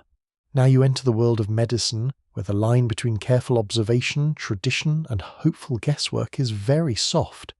A physician's room smells of dried herbs, wine, vinegar, beeswax, smoke, and old parchment. Small jars line the shelves. A bronze basin sits near a stool. Copper instruments lie wrapped in cloth probes, hooks, small blades, needles, and containers for salves. The metal is cool and smooth when touched, cleaner feeling than wood and easier to wipe than bone. Ancient Greek, Roman, Islamic, and medieval medical writers described copper compounds for certain conditions, often applied externally for wounds, eye complaints, skin problems, or as ingredients in mixtures. Some copper substances do have antimicrobial properties, though the old theories explaining them were very different from modern chemistry. A healer might speak of humours, dryness, heat, corruption, balance, or divine influence. The patient mostly hopes the burning green paste means improvement and not just an expensive mistake. Researchers still debate how much ordinary patients trusted copper remedies compared with herbal cures, prayers, charms, and household treatments. Medical texts show what learned writers recommended, but daily healing often happened in kitchens, courtyards, shrines, and family memory. A remedy written by a famous physician may travel widely in manuscript, while a grandmother's copper bracelet for aching joints leaves no official record, only relieved sighs or disappointed muttering. You hear a mortar grinding in the corner. The sound is slow and gritty. A healer mixes a greenish powder with vinegar or oil. The smell is sharp enough to wake a sleepy statue. The paste is dabbed onto cloth, nearby. A patient watches with the tense courage of someone pretending to be calm. Medicine in this world is intimate. It involves touch, trust, discomfort, and negotiation. Copper is not magic, though many may treat it as power. It is one more tool in the long human attempt to suffer less. From medicine, you follow copper into wire. Not electrical wire, not yet, but drawn wire for jewellery, fastenings, instruments, embroidery or chains, screens and fine craft. In a workshop, a metal worker pulls a thin rod through smaller and smaller holes in a draw plate. The action is difficult. The body leans back, muscles tighten. The wire lengthens, shining as it slides through metal or hard stone. A squealing scrape fills the room. The worker pauses to heat the wire, soften it, and pull again.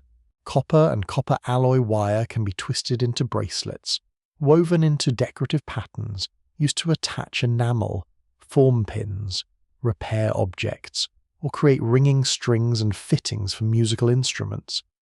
You touch a coil of wire on the bench, it springs slightly beneath your fingers. It is flexible, obedient, and strangely elegant. A material once found as a lump now becomes a line, and lines can bind, adorn, measure, and sing. In a medieval street, coppersmiths and braziers work behind open shutters, hammering echoes between narrow buildings. The smells are sharper here: coal smoke, tallow candles, ale, cabbage, wet wool, horse dung, and hot metal. Rainwater runs along the gutter. Inside the shop, copper cauldrons hang from hooks, their rounded bellies catching firelight. Kettles, pans, basins, ewers, candlesticks, buckles, and bells crowd the shelves. A customer tests a pot by tapping it with a knuckle. It rings faintly. The seller looks offended, as sellers often do when buyers behave sensibly. Copper cookware is valued because it conducts heat well, spreading warmth quickly across the vessel. Lined properly, it can be excellent for cooking. Unlined or poorly maintained, it can react with certain foods and cause illness. The cook knows this not as chemistry, but as experience. Sour foods and green stains deserve caution. The kitchen has always been a laboratory with more onions. Bells bring another voice of copper alloys. Bronze bells hang in towers, temples, monasteries, and civic spaces. You stand below one as it swings. The first strike moves through your ribs.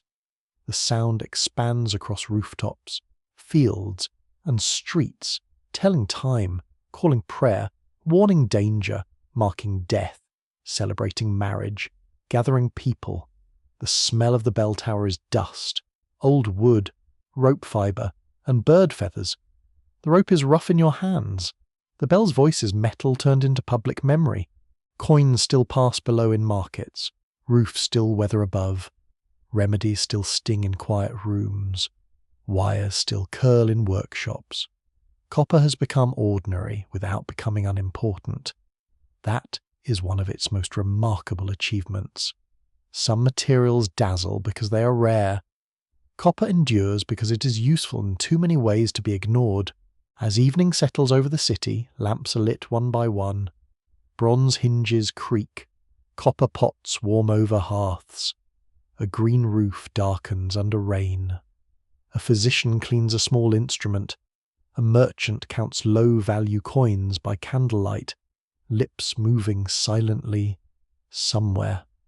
A bell rings the hour, deep and slow, and the sound travels over alleys smelling of smoke and bread. You close your hand around a worn copper coin. It is not magnificent. It is better than magnificent. It is familiar. It has bought food, paid wages, crossed borders, touched the poor and comfortable alike, and survived the pockets of people whose names are gone. The metal rests against your palm, quiet and practical, carrying the weight of daily life. You enter a century of smoke, not soft hearth smoke drifting politely through a roof hole, but industrial smoke, thick and restless, rolling from chimneys into a grey morning sky. The city around you wakes with iron lungs, steam whistles, wheels grind, chains clatter, horses stamp in muddy streets while carts loaded with coal, timber, ore, and barrels push through puddles blackened by soot. The air smells of rain, oil, coal dust, hot metal, horse sweat, and river water that has seen too much. Copper is here, but much of it is hidden. It runs inside machinery. It lines boilers and stills. It appears in pipes, valves, bearings, nails, plates, printing equipment, ship fittings, scientific instruments, and the quiet guts of factories. Iron may get the dramatic skeleton. Coal may get the roaring voice. But copper is the clever nerve, the patient helper, the material that slips into places where heat, water, pressure, or signal must be managed. Very modest, very indispensable. A bit annoying, honestly, how useful it insists on being. You walk into a foundry where furnace light flashes against damp brick walls. Workers move like shadows inside orange heat. The floor trembles under machinery. Hammers fall with a deep boom that seems to pass through your shoes and up your bones. Copper ingots lie stacked near the wall, dull red-brown under soot. One is still warm enough that you feel heat against your palm before touching it. The surface is rough, heavy, and faintly greasy from handling. The mainstream historical fact is that copper became essential to the industrial age because it conducts heat and electricity extremely well, resists corrosion, and can be shaped into tubes, sheets, alloys, and eventually long wires. These qualities made it valuable in steam technology, chemical works, shipbuilding, telegraphy, telephony, lighting, motors, and electrical power systems. It did not replace iron, it collaborated with it. History loves a partnership where one material gets the applause and another makes the system actually function. In a boiler shop, copper plates are hammered and riveted. The sound is fierce, metallic, almost rain-like in its repetition. Men lean into the work with sleeves rolled, faces shiny with sweat. A plate curves slowly under blows, becoming part of a vessel meant to hold heat, liquid, or pressure. The smell is hot rivets, coal smoke, damp wool, and oil. Sparks jump and fade. A foreman shouts over the noise, though no one looks especially grateful for the information. Copper's softness makes it easy to work, while its ability to conduct heat makes it useful for vessels that must warm evenly. Distilleries, breweries, sugar refineries, dye works, and chemical plants rely on copper equipment in many places. You step into a distillery where copper stills swell like enormous polished gourds. Steam breathes through pipes. The air is warm and sweet, smelling of grain, yeast, wet wood, and metal.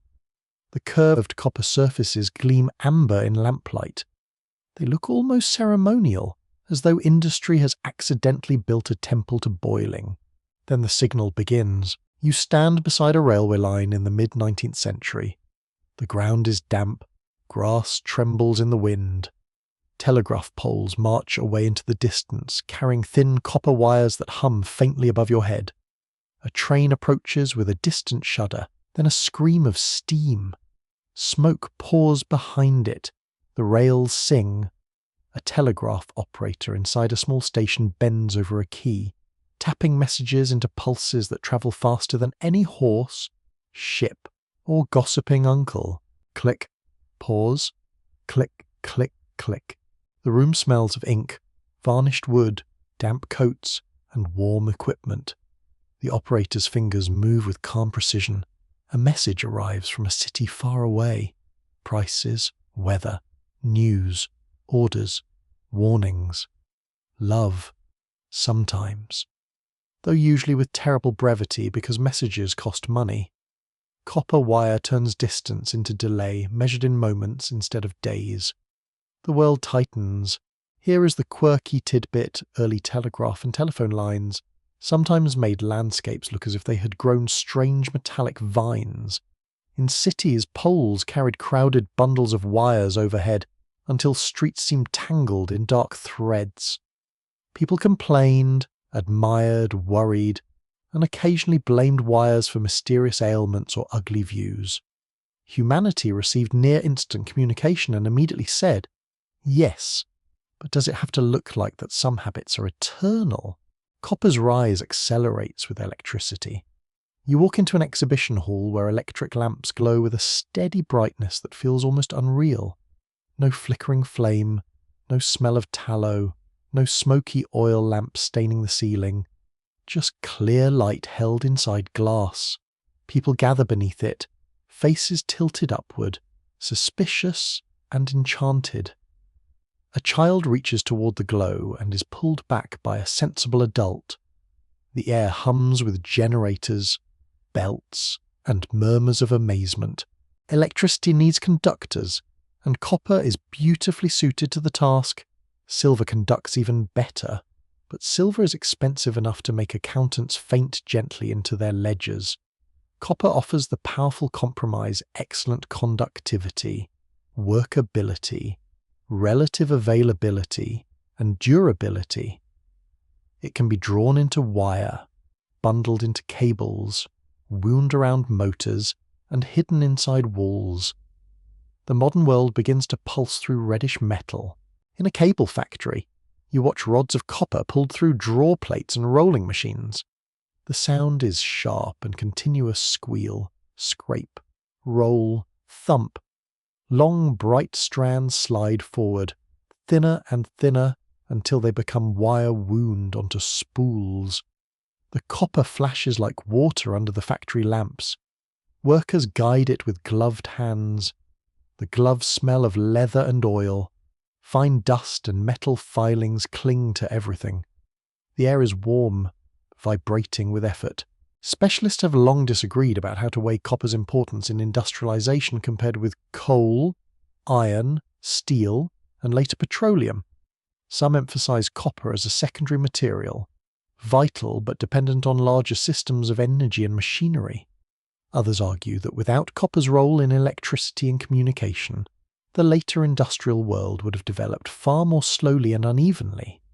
The truth is probably not a tidy trophy ceremony. Materials rarely work alone. They form networks, and networks are where history hides its real machinery. You leave the factory and travel to the mines that feed it. In Cornwall, miners descend beneath green hills and sea cliffs where wind smells of salt, rain, and wet grass. Engine houses stand above the shafts, their stone walls dark against the sky. Steam engines pump water from deep workings, allowing mines to reach places that earlier workers could not keep dry. The engine breathes in heavy strokes, metal rods move, water gushes from drainage channels. Below ground, miners hear the groan of timber, the drip of water, the ring of picks, and the distant thud of charges. Across the Atlantic, in Michigan's Upper Peninsula, native copper deposits draw industrial ambition into forests and cold lake country. Winter air bites the face, snow muffles the ground. Inside mining settlements, lamps glow through frosted windows. Ore carts clank along tracks. The smell is pine smoke, frozen earth, lamp oil, and damp wool. Copper comes out in masses, sometimes so large that workers must cut them apart. An impressive inconvenience. Imagine finding treasure and then needing serious equipment to argue with it. Farther west, Butte, Montana grows into one of the great copper centers of the modern age. You stand on a hill above a town of boarding houses, head frames, smelters, saloons, churches, rail lines, and smoke. The air tastes of sulfur and coal. At night, furnace glows redden the sky. Men from many countries crowd the streets. Irish, Cornish, Finnish, Italian, Serbian, Chinese, and many others, bringing languages, songs, food, loyalties, and quarrels. Copper is no longer just a material. It is a wage, a company town, a union meeting, a dangerous shift, a family's rent, a letter sent home. In Chile, rich copper deposits reshape landscapes and politics. Dry desert air scrapes the throat. Mountains stand bare under intense sun. Railways, ports, and smelters connect the inland ore to global markets. Copper crosses oceans to feed cables, motors, munitions, machinery, and cities hungry for power. The metal has become global in a new industrial sense, measured not by beads or prestige goods, but by tonnage, contracts, ships, and prices. You stand at a port where copper ingots and bars are loaded into ships. Cranes creak, dock workers shout, gulls cry overhead with deeply unnecessary opinions. The harbour smells of salt, tar, coal smoke, fish, rope, and wet timber. Metal strikes metal as cargo is stacked. Each ingot is dull and heavy, but together they represent lights turning on in distant streets, telephones ringing in offices, trams moving through cities, and machines starting their day. Urban life changes around copper. In houses, wires hide behind walls. In streets, electric tram lines hum overhead. In offices, telephones sit on desks like small black animals waiting to interrupt everyone. A person lifts the receiver, hears a crackle, and speaks to someone across town.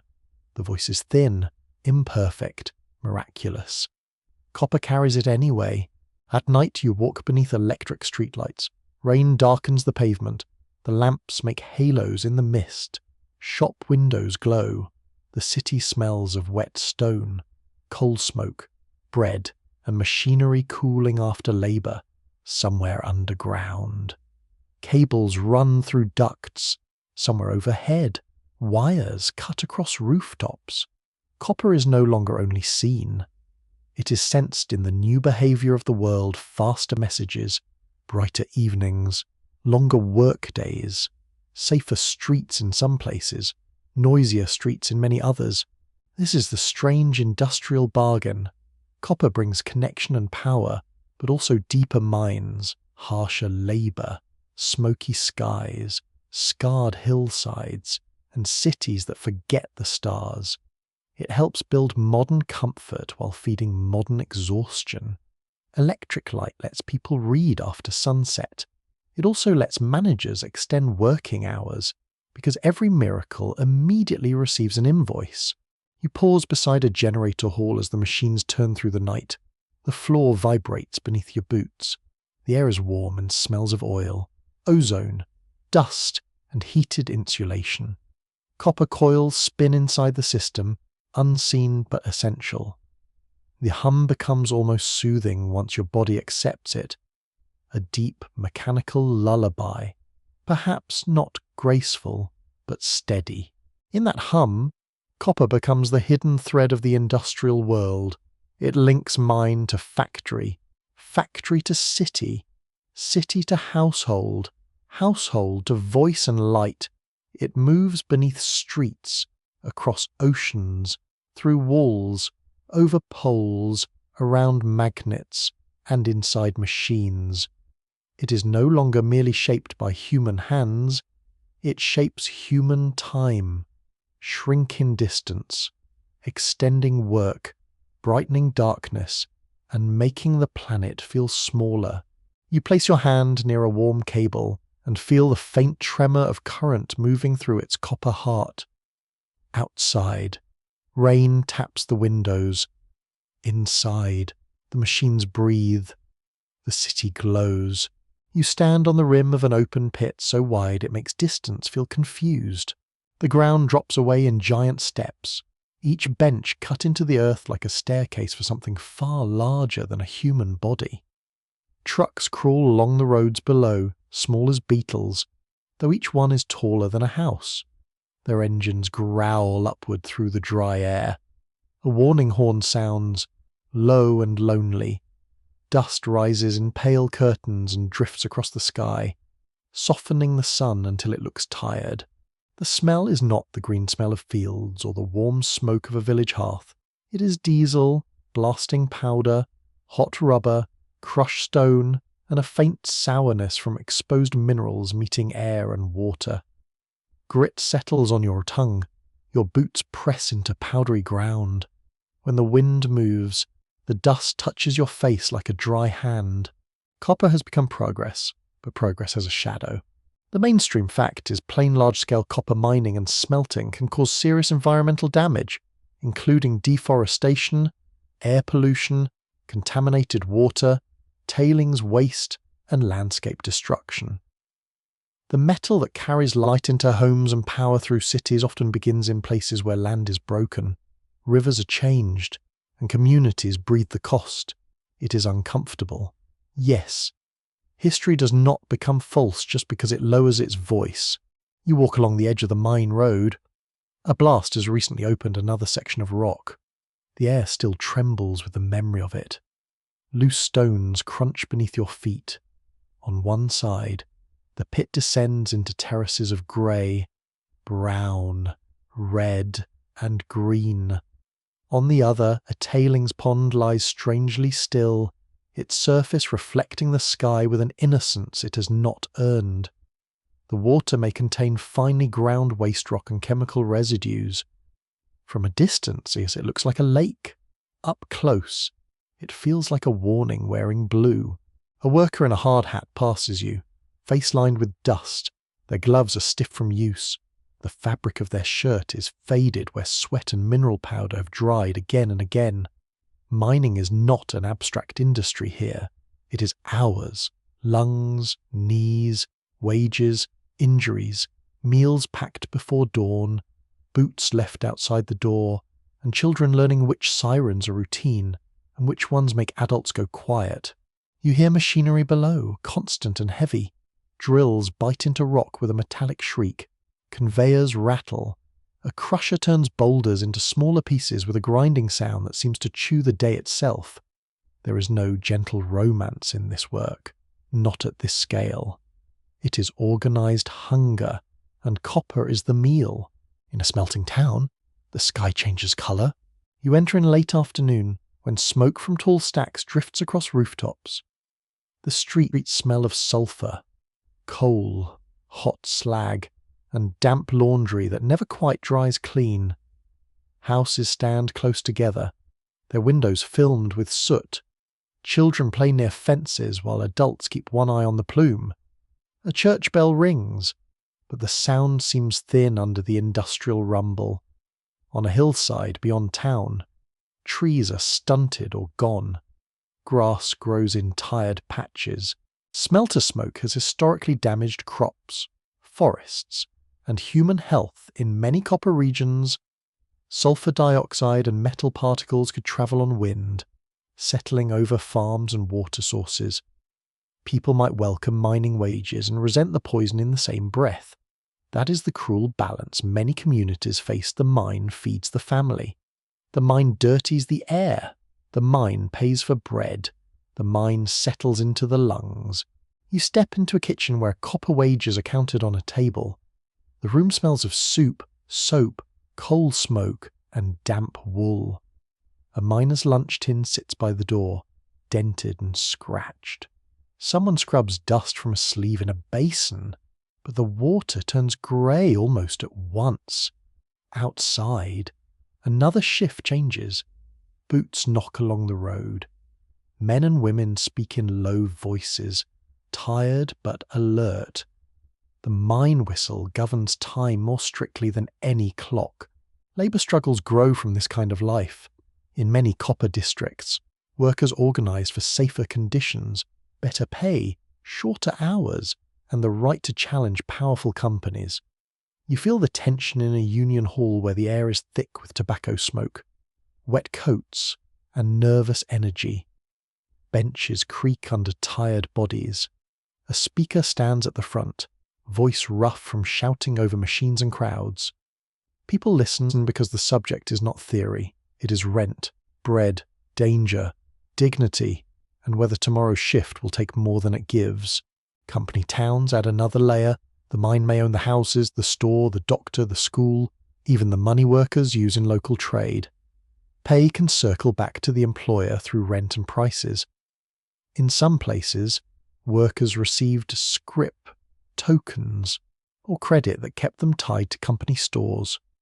A quirky little detail, if a grim one, is that some mining communities used local tokens that looked like money but were useful only inside the company's world.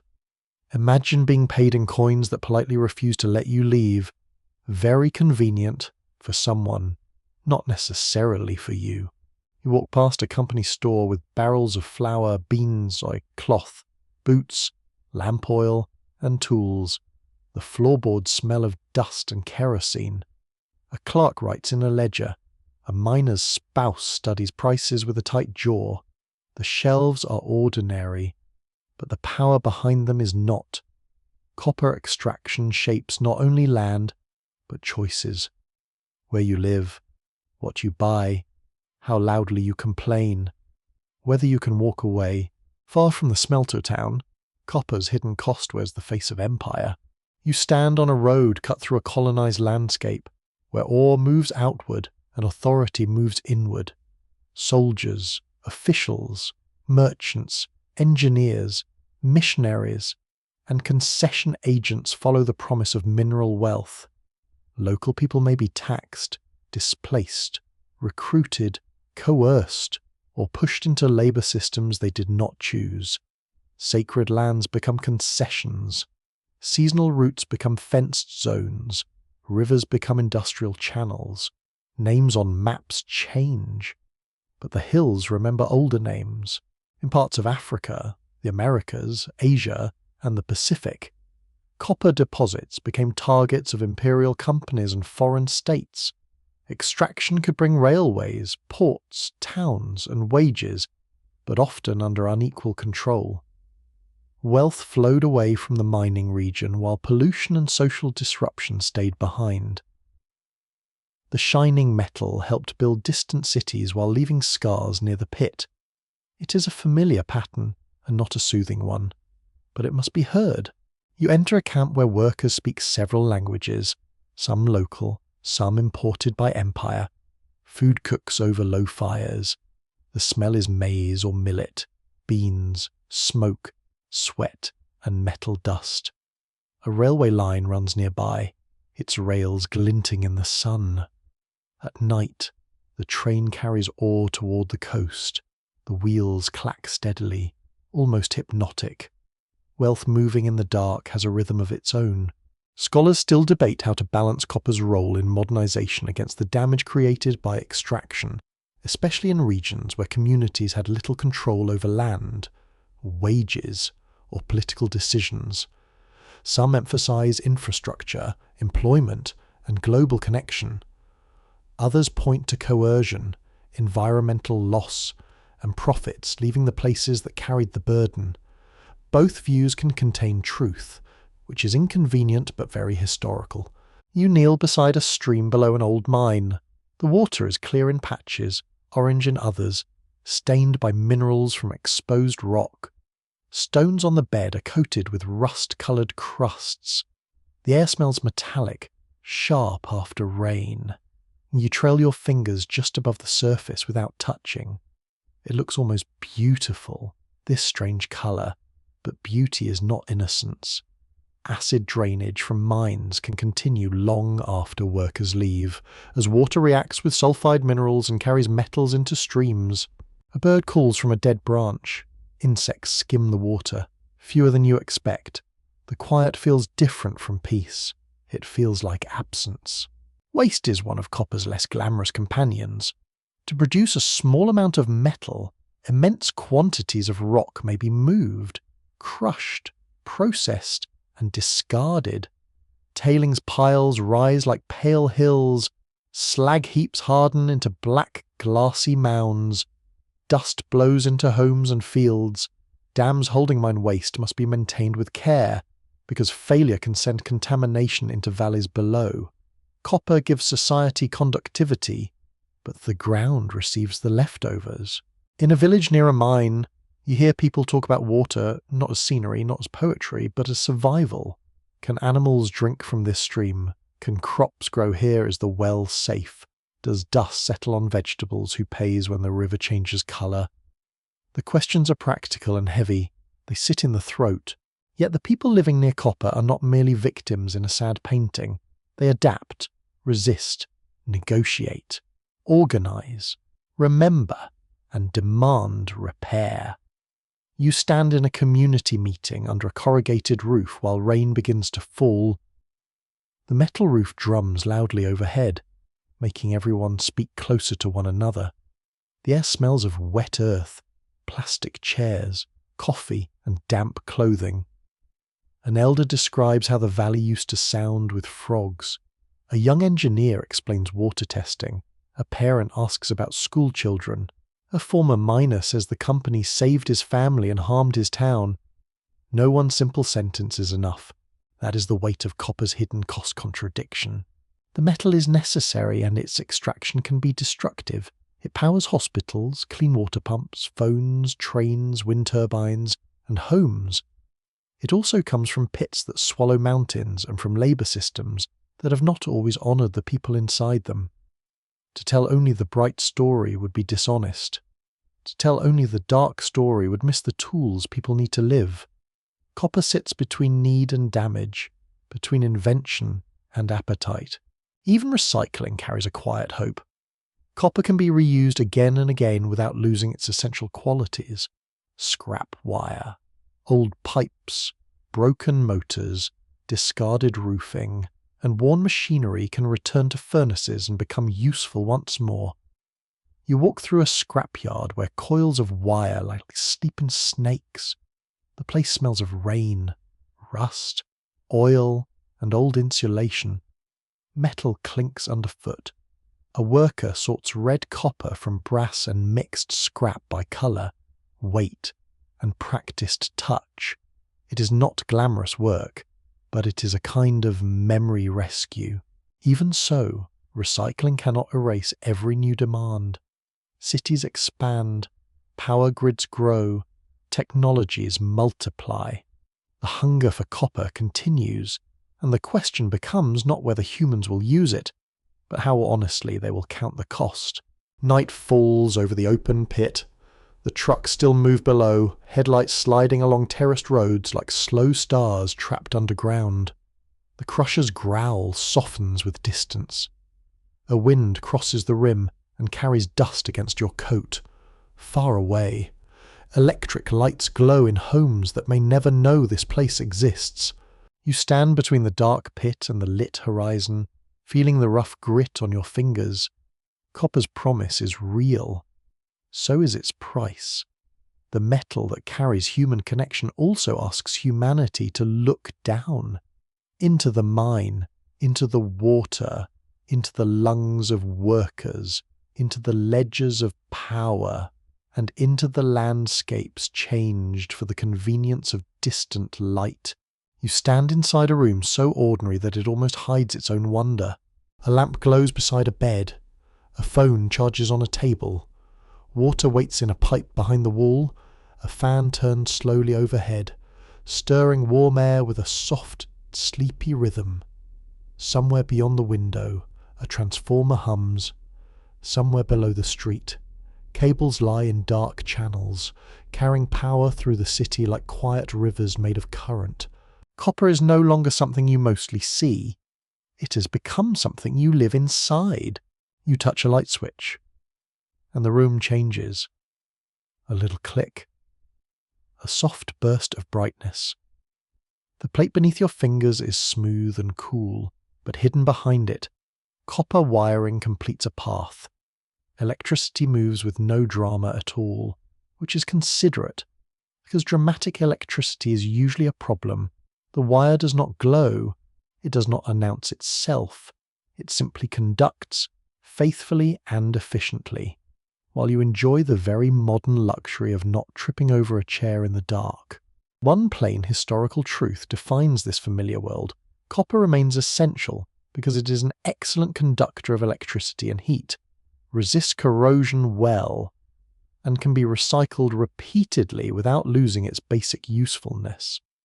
That combination makes it vital for wiring, plumbing, electronics, motors, generators, vehicles, appliances, power grids, and renewable energy systems. It is not a relic from ancient workshops. It is still working. Silently, inside the walls, you walk into a kitchen. Morning light rests on the counter. A kettle warms. Pipes behind the sink carry water with a faint knocking sound when the tap opens. The smell is coffee, soap, toast, and clean metal warmed by use. In some homes, copper pipes bring water because the material is durable, workable, and naturally resistant to many forms of corrosion. The pipe is not poetic, perhaps, but it is deeply civilized. Few things improve daily life like water arriving politely indoors. A copper pan hangs from a rack, its surface darkened by age and bright at the edges where hands have polished it. When placed over heat, it spreads warmth quickly, letting food cook evenly. You run a finger near the rim and feel the cool curve of hammered metal.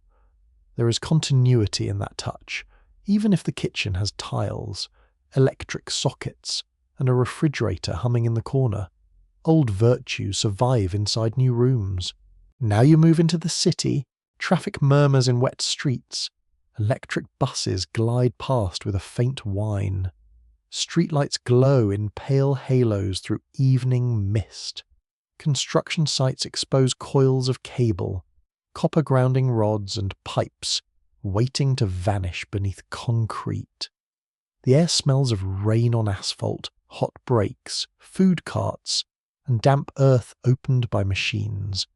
Beneath all this, copper threads connect homes, hospitals, stations, towers, and data centers. The modern city is not just stone, glass, and steel.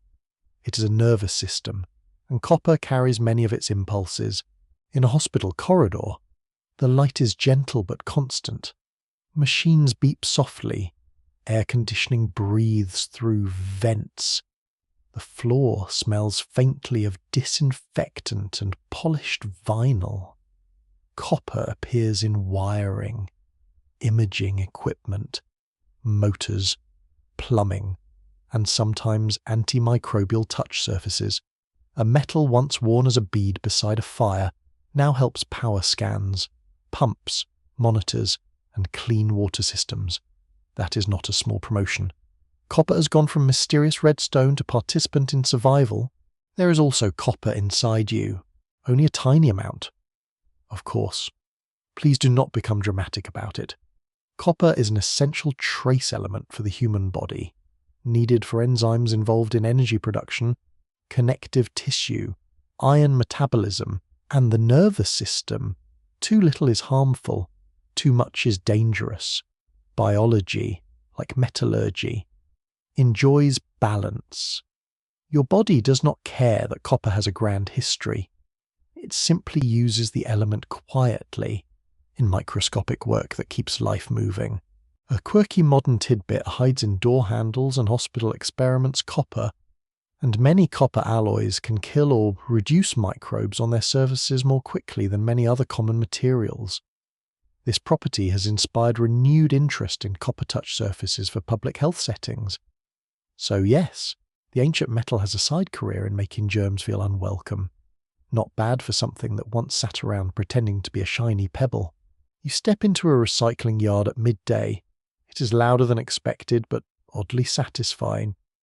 Forklifts beep, metal clatters, workers sort heaps of wire, pipe, motors, radiators, and old electronics. The ground smells of rain, dust, oil, rubber, and oxidized metal. Bundles of copper wire spill from cut insulation like reddish hair. Pipes lie in stacks, green in places, bright where freshly cut. A worker recognizes grades of scrap by color, weight, sound, and long practice. Copper's ability to be recycled is one of its most important modern strengths. Old material can become new wiring, tubing, components, and alloys. A pipe removed from a demolished building may reappear in an electric motor. A discarded cable may return as part of a power system. The metal carries fewer sentimental speeches than this description suggests. But the idea is lovely copper remembers usefulness, not shape. Yet demand keeps rising. You travel to a wind farm where turbines turn over a wide plain. The blades move slowly against a clean sky, though up close each machine is enormous, the kind of size that makes your neck regret looking upward. The air smells of grass, dust, machine grease, and distant rain. Inside turbines, copper is used in generators, transformers, grounding systems, and cables. In solar farms, copper carries electricity away from panels. In electric vehicles, copper wins through motors, charging systems, batteries, and power electronics. The energy transition depends heavily on materials, and copper is one of the most important. Clean power may look weightless when it arrives as light in a room, but it begins with mining, manufacturing, transport, installation, maintenance, and recycling. This is where the story becomes complicated in a very modern way. To reduce harm from fossil fuels, societies need more electrical infrastructure. More electrical infrastructure requires more copper. More copper requires choices about land, labour, water, and waste. The future is not made of wishes. It is made of materials, and materials always come from somewhere. Experts continue to disagree about whether recycling, improved efficiency, substitution, and new mining can meet rising copper demand quickly enough for expanding grids and clean energy systems. Some argue that supply can grow with investment and better recovery. Others warn that permitting delays, declining ore grades, water limits, social opposition, and environmental risks could slow progress. The uncertainty is not a reason to do nothing. It is a reason to count honestly. You stand in a control room overlooking an electrical grid map. Screens glow blue and green. Operators speak quietly. The air is cool, dry, and faintly plastic-scented. Lines on the display represent power flowing across regions, balancing cities, factories, farms, and homes. Copper exists inside substations, transformers, cables, switchgear, and countless devices at the edges of the grid. It helps turn generation into delivery. Without conductors, electricity is only potential, like a song no one can hear. In a data center, copper takes another form. Rows of servers breathe warm air. Fans create a steady rushing sound, like indoor rain that never falls. The smell is filtered air, warm circuit boards, dust, and plastic insulation. Copper traces run through circuit boards. Copper cables carry power and signals. Heat sinks and connectors help keep the machines alive. Here, memory, images, voices, maps, messages, banking, entertainment, and work all depend on physical materials arranged with astonishing precision. The digital world likes to pretend it floats. It does not. It has weight. It has temperature. It has metals. It has maintenance workers with tool bags and tired eyes at 3 a.m. It has copper. You pick up a smartphone, its glass surface is smooth, almost frictionless. Inside, copper appears in tiny lines, connectors, coils, and components. You may never see them unless the device is broken open, which is usually a bad afternoon. Still, the copper is there, carrying signals too small and fast for the senses. A metal once hammered into simple points now helps carry photographs, maps, songs, sleep stories, and messages that cross oceans before you finish blinking. Copper also remains a metal of memory. Old roofs turned green in historic city centres. Bronze statues weather in parks. Church bells, temple bells, gongs, cymbals, and ceremonial vessels continue to sound across cultures. Coins survive in drawers long after their value fades. Family cookware passes from one kitchen to another. The same material inhabits both sacred monuments and appliance cords. That range is almost absurd. Copper is the guest who can attend a royal ceremony, fix your plumbing, join a medical device, and still look good as a bracelet. You walk at sunset through a street where old and new copper share the same air. A green dome rises above a historic building. Power lines hum faintly beyond it. A cafe steams at the corner. Someone unlocks a bicycle. Someone charges a car. Someone drops a copper-coloured coin into a tip jar, though the coin may only be copper-plated because modern money enjoys little disguises. Rain begins, soft and warm, tapping on awnings and leaves. The atmosphere grows calm. Streetlight gathers in puddles. The city smells of wet concrete, coffee, soil, and distant cooking. You feel the night settle on your shoulders. Copper is present in what shines and what hides, what sounds and what silently functions. It has changed from ornament to tool, from tool to alloy, from alloy to currency, from currency to wire, from wire to network. Yet at heart, it remains the same element, reddish, workable, conductive, patient. Now the room grows quieter around you. The lamp beside the bed gives off a soft circle of light. Behind the wall, copper rests in darkness, carrying power without asking to be noticed. Water pipes cool slowly. The phone screen dims, far away. A turbine turns under moonlit air, and somewhere older, under stone and soil, copper still sleeps in green veins. You breathe in, and the night feels less hurried. The long human story loosens its grip and becomes gentle. Hands that mined, hammered, polished, traded, counted, wired, repaired, and remembered all fade into a calm procession. The metal remains, warm in memory, quiet in service, bright only when light finds it. Let the city hum softly. Let the old earth hold its secrets.